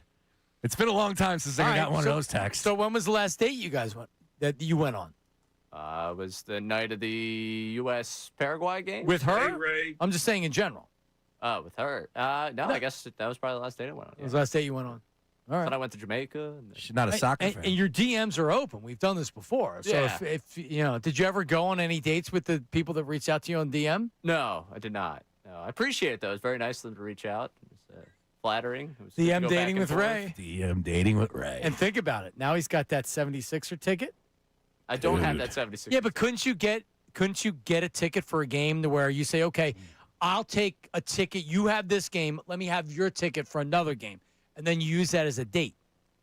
There have been times in which I have bought out a singular game. Okay. Yeah, All there you right. go, There you Ray. go. I have You a feeling it's going to dog. be a lot tougher this year to convince everyone, hey, I need a sole game for myself. All right. But you can like maybe you had a singular ticket for another game that you exchange for a ticket right there, and then we go DM dating with Ray, and then you take him to the game. Listen, you might get a much better looking date if you're talking about a 76er ticket, especially you're a big star, you're a big radio star. Well, here's the thing. The trade-off between that game and having to break it down for 4 hours the next day, to me, the value there is not quite equal. It sounds like a bye-week bit to me. The economy is being raised, and, of course, everybody's sex game as well with the addition of LeBron James. I love it. This is great. Are we going to have more babies that are born 9 months from this weekend or Friday? Done. Man, this is crazy because if I was going to have a kid, LeBron would be, Yes, LeBron. LeBron brace. Is Ray going to have a LeBron done?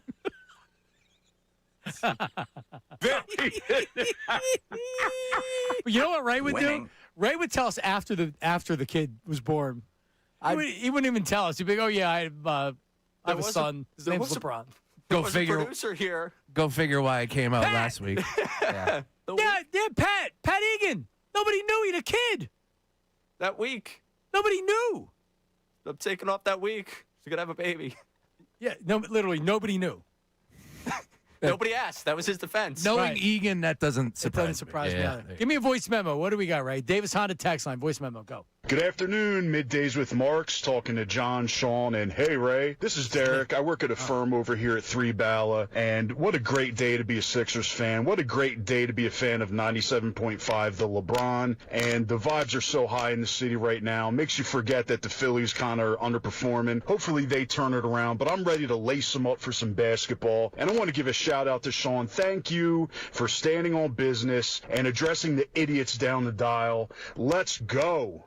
My man. I saw the video and I was like, that's my guy. Right? That's right.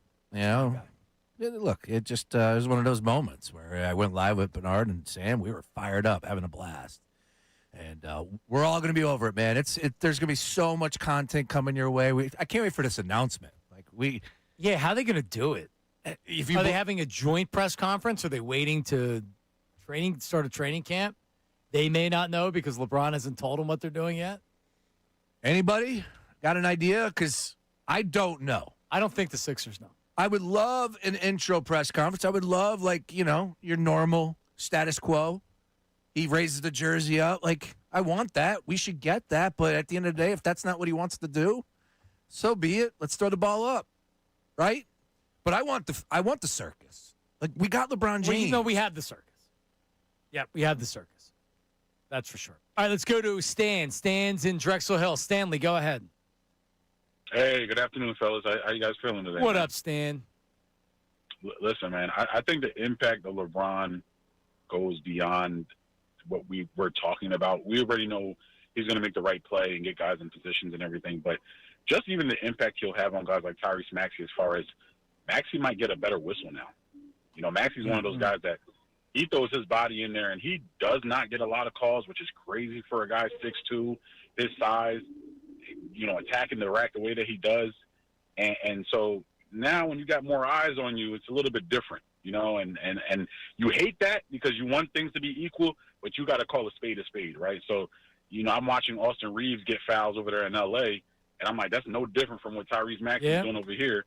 So you look at that and you say, he might start getting calls. And then the fan aspect of it, right? Because certain guys have their own stands, right? Now, no pun intended, but they have their own built-in fan bases, right?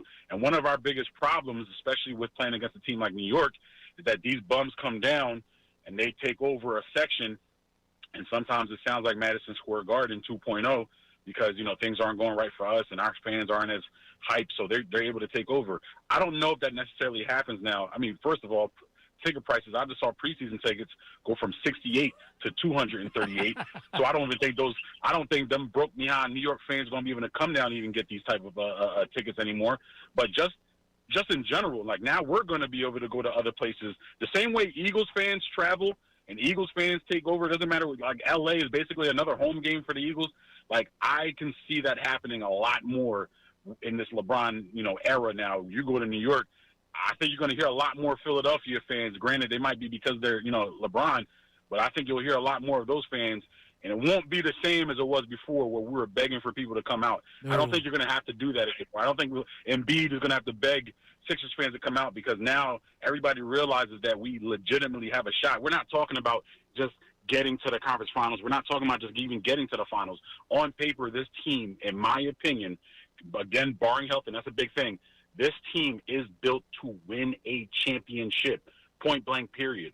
And we could be looking at something special. And I don't like to throw that word around. I've been wrong in the past. I thought LeBron should have came in 2018. But listen, better late than never. And if he can deliver, I'm going to have some uncomfortable conversations with myself about who the GOAT is. I'm just going to keep it a buck. Ooh, Right there with you. All of a sudden. Yeah, right there with you. Yeah, so it's a great point. A lot of great stuff from that call. But I heard a lot of people say the reason why there were so many Knicks fans in Philly was those fans couldn't afford the Garden because those tickets were going for $5,000. Down here, if you pay $600-700 for a ticket, that's not $5,000. Are we going to be doing the same thing in Washington? Are we taking a bus down? Wow. To a Wizards game because there'll be plenty of tickets available? They should actually be decent this year too, but still tickets available. I'm in. I'll go to TC. Where else do we go? Fly to Atlanta. Remember during the Braves? When the Phillies played the Braves in the playoffs, guys flew down for the day. It was still cheaper than going to a Phillies game here. Philly sports trips. Let's go to Atlanta. Plenty of tickets available. Magic City now. That's what I'm saying. We go to Magic City. We get wings. At 6'9" from St. Vincent, St. Mary's, number 23, LeBron James. And you know what else? James. I know a guy that works in Atlanta radio that might be able to give us a studio. Wow. His name rhymes with John Kincade. Forgot about that. Good call. We could go down and just do a show for a day, and I could What a week. go to the game. What a week for Johnny. Yeah, you're not kidding. What a week. Is John not going to Atlanta now because they signed Matt Cord? Doesn't want to retire. I don't think John Kincaid's leaving now. He actually told me he got a house. So I guess he's leaving. Yeah. Not built yet, but got a house. Nice. 610-632-0975. Speaking of the GOAT, we'll play the Charles Barkley audio where he's talking about LeBron potentially being the GOAT. That's next. Don't go anywhere.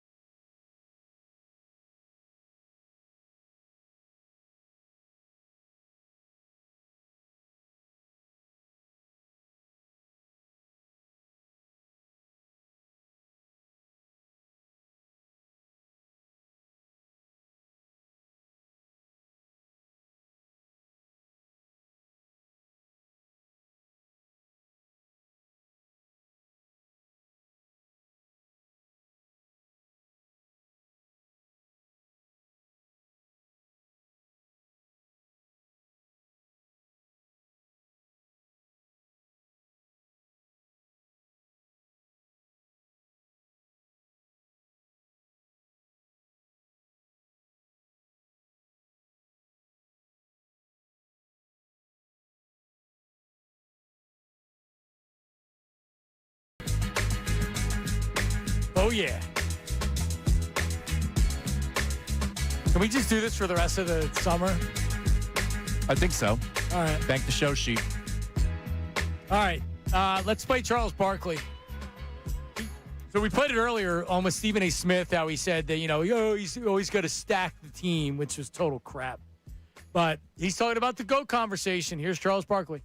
If he wins back-to-back championships and walk away this thing at 44-45, I'll say something I ain't never said before. I think I just saw the greatest basketball player ever. Well, what you said about Michael Jordan, you would give LeBron James, if the 76ers win back-to-back titles, you'd give LeBron James the title of GOAT? I probably would. Dude, if he wins back-to-back at 44, 45 years old, you got, listen, if he can still play, if they can win two more now. I didn't say one more. You said two more. I said two more. If he wins two more, I think you have to be kind of crazy not to say he's the best to ever do it. Yeah, agreed. Two more. Yeah, it's going to be tough. Two more. I can't even get past one. Yeah, I don't know, Jim. Yeah. More on Tony Romo in a second. Hey, now. That we're entering territory of the Heatles. Not one, not two, not three. And I'm all for it. I'm all for people dreaming big and having fun and just letting it fly. But, hold up. As Bobby Marks, cousin Bobby Marks said, the East is deep. Really, really good. And this is not going to be easy. And, oh, by the way, if you don't know, LeBron in year one never won a title with that team. It was always year two. I hope that this is a different pace. I hope they get the job done.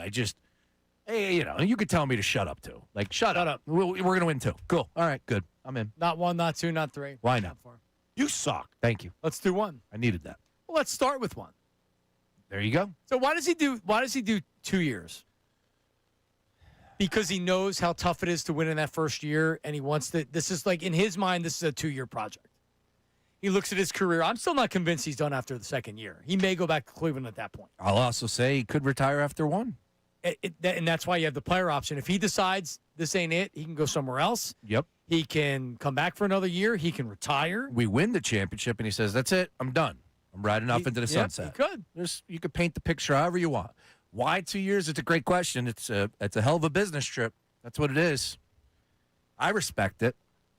I respect everything. No, everything. No, like it says a lot about LeBron James. Anybody that's critical of him right now, and I don't hear many people that are critical of him, other than the ring chaser crap comment. Yeah. But it really is like everything that you want from an athlete is why LeBron James is in Philadelphia right now. He legitimately wants to win another championship. He says he's willing to sacrifice and give everything to do it. And he's not coming for money. He's probably going to lose money, at least with his salary for the 76ers. He's never going to lose money because he's always going to make money. But he's not. This isn't a max contract, and he's saying, oh, well, it gives me a chance to win. No, he took less money to come to Philadelphia. Yep. Period. Because he wants to win. And he's going to be unselfish. He knows that it's time for Maxey to shine. He knows that Jaylen Brown needs his. He knows that Joel Embiid going to need his. He's literally coming to facilitate these guys, man. Unbelievable. It's unbelievable. All the the celebrities that took to get him here, whether it's Kevin Hart, Dawn Staley. Did you see Dawn Staley's reaction video? That was awesome. Love her. Love Coach. Love her. I can't say it loud enough or many times. Like she is. She was so pumped up. She is Philly. She is the real deal. She is. Right? Yep. And Kevin Hart deserves credit, too. They were golfing. I'm sure conversation took up. I'm sure, he was like, come on, man. Come to Philly.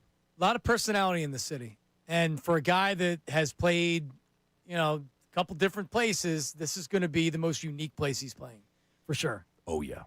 So we mentioned Tony Romo. Over the weekend, Tony Romo was booked on suspicion of DUI in Milwaukee, Wisconsin, after playing in a golf tournament. That's his home state.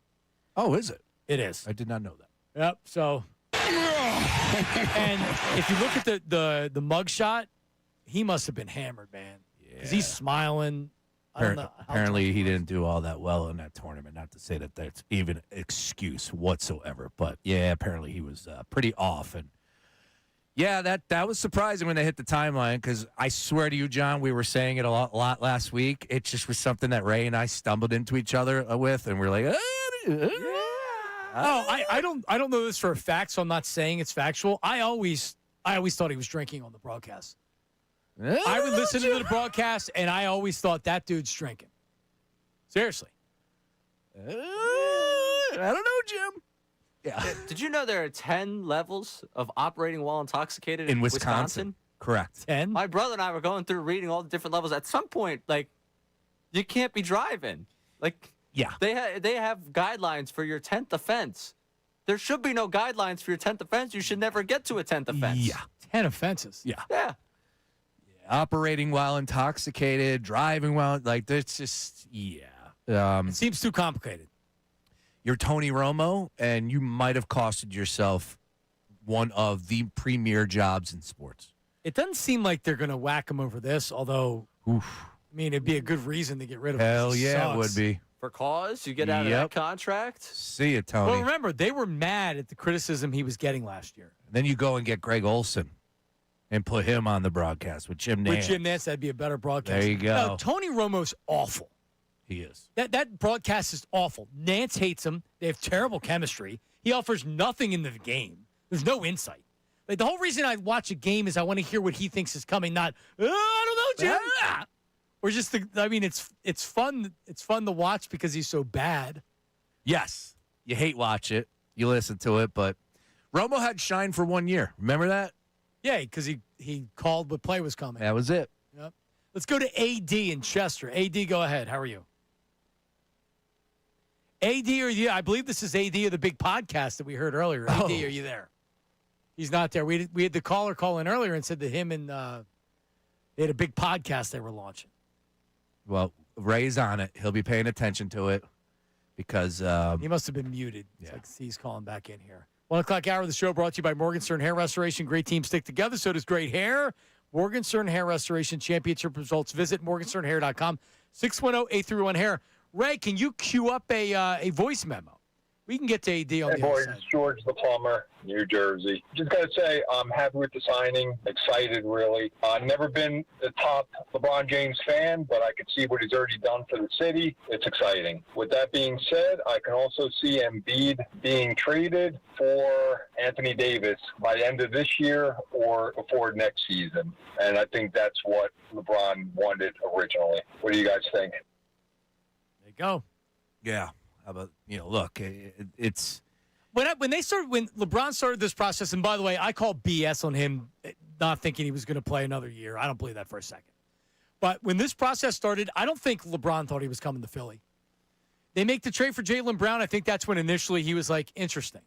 Yeah, he knew he wasn't going back to L.A. for a little while. Correct. Yeah, he knew that his time was done with L.A. and that they weren't going to pay him a certain type of number. Now there's people out there going, wait a minute.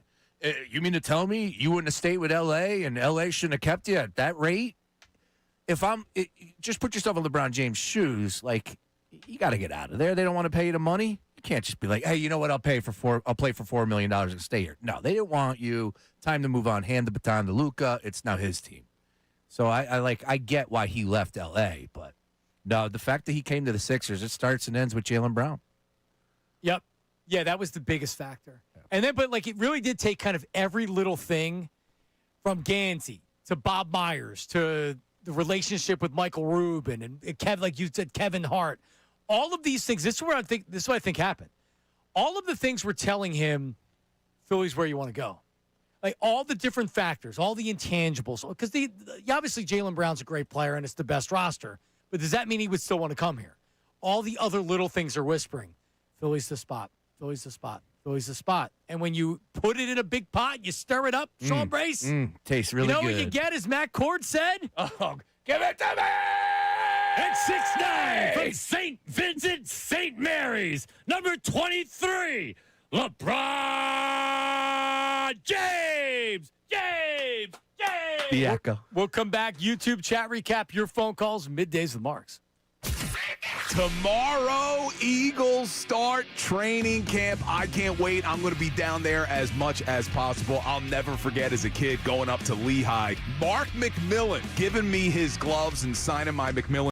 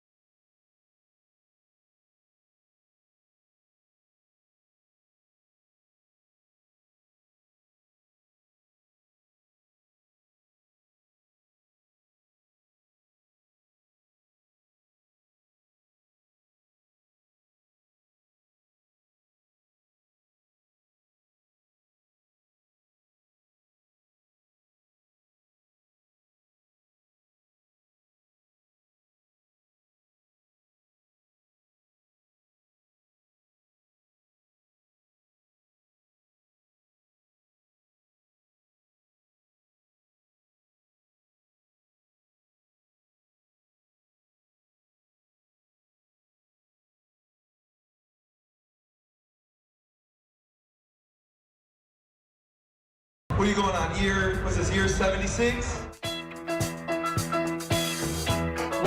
When he said trust the process twice and he smirked, that's where I said, all right, something's up. He knew it. Yeah, he knew it. He knew it. And I just remember leaving that show going, is this really happening? And I didn't want to be, I guess, a chump at the end, like, we got used again. But I know I was singing that song like, he's using us for engagement. He is. It's what they do. It's what Colin Cowherd does on a Wednesday in week 11. Oh, that's right. You were mad on Friday. I was. That you were being used. Yeah, I thought we were being used like Bill Withers. I mean, I want to be used.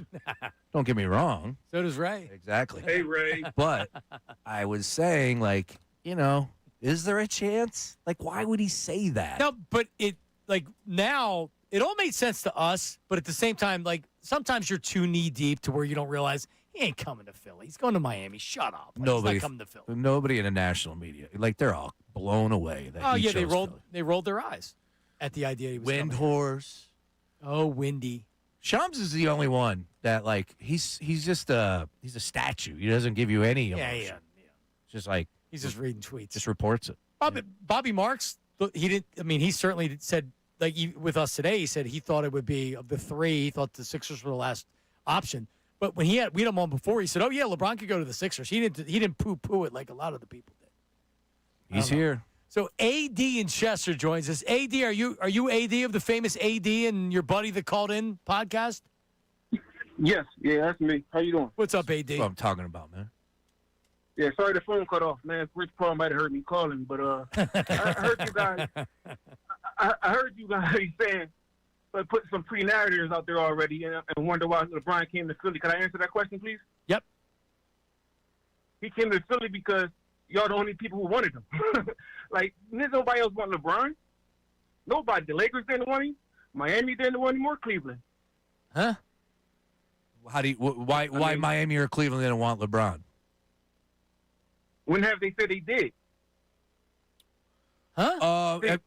It was down to 3 teams, if you believe it. Pat Riley spoke publicly. Y'all going by reports from the media, right? No, Pat Riley did say. So, AD, what are you going by? What I'm going by? Yeah. I'm going by my opinionated facts. Listen, LeBron, y'all said he normally win in his second year, right? I don't know y'all names. Sorry about that. I didn't get your AD, names. listen, man, I'm not going to tune into your podcast, but thank you for calling. We're at the end of the show. I don't have time to waste. Yeah, look, it was down to 3 teams. If you believe what was written to a point. But that's like you said about Pat Riley. Pat Riley literally said, well, we landed one plane, now we got to land another. Cleveland wanted LeBron. Of course. Minnesota wanted LeBron. Of course. Golden State wanted LeBron. Denver wanted LeBron. There are a lot of teams. Give me the team that didn't want him. There's also teams that have to have the realistic that they know they're not going to come. Especially when he's saying, yo, I'm going to play for X amount of dollars. I think that kind of opens it up for everybody.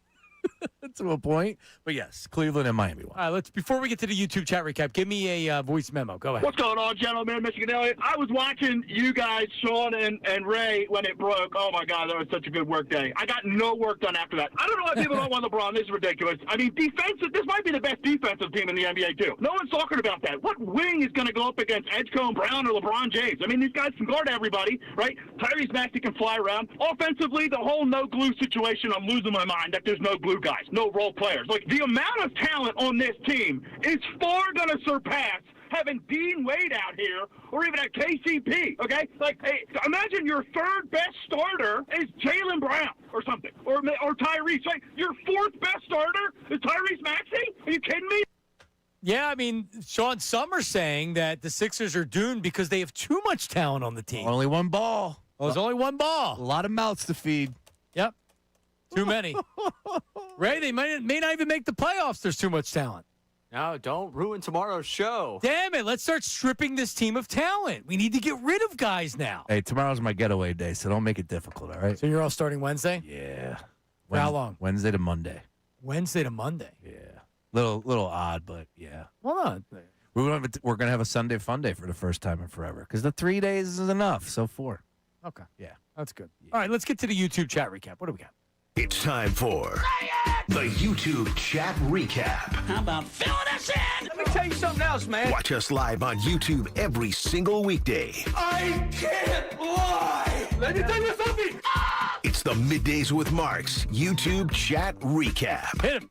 It's going to be LeBron's team in the sense the locker room will defer to him, he'll lead, etc. But I don't think LeBron will be the focal point of the team. MBD from the chat. Well, I mean, he's not the. Is he the best player on the team still? I mean, I don't even know how to describe it. He's going to be the facilitator. He's the point forward. Who's going to handle the ball the most? Maybe Maxey brings it up the most. Maybe Edgecombe brings it up the most. I just think Jalen's going to be the guy. I really don't think we know. I don't think people are realizing how good Jaylen Brown is. That's all. And I think once we get out there on the floor, he's going to be the guy that rises up, and it's going to be really easy for us to see, oh, yeah, get the ball to him. Ray, who averages the most points on the team this year? And it may be Embiid, but in a limited amount of games. That's fair. I was going to go Jaylen Brown. 4 guys now in your starting 5 averaged 20 points per game last year. This is the first time in NBA history that in offseason you were able to get 2 finals MVPs. Wow. Crazy. VJ averaged 16.8 last year. He's going to take a step forward. Sky's the limit, man. Sky's the limit. All right, what's next? Does LeBron guarantee a ring? Of course not. But he does make them a viable contender for a ring. And that's night and day from where they were last year, which was purgatory. Neil from the chat. Yep. Where they were 2 months ago. I mean, you think about this. If you're the Celtics right now, although it was disappointing how you left the season, you still had Jaylen Brown and Jason Tatum. So then they trade Jaylen Brown for Paul George and draft picks, and the Sixers have Jaylen Brown and LeBron James. You legitimately, if you're Boston, you said, hey, LeBron, this is where you want to sign. You want to sign in Philadelphia. That trade to the Sixers, needing to trade Jaylen Brown so soon and with such desperation, ended up giving the Sixers LeBron James. Pretty amazing. Pretty crazy. What's next? Isn't chasing a ring the entire point of sports? That is quite literally what they play for. If you're not trying to win, what are you doing? Bob from Conshohocken. Yep. So I'm talking about Bob. Shout out Conchi. That's a first time. And LeBron is apparently, you reported he's looking at houses in Conchi.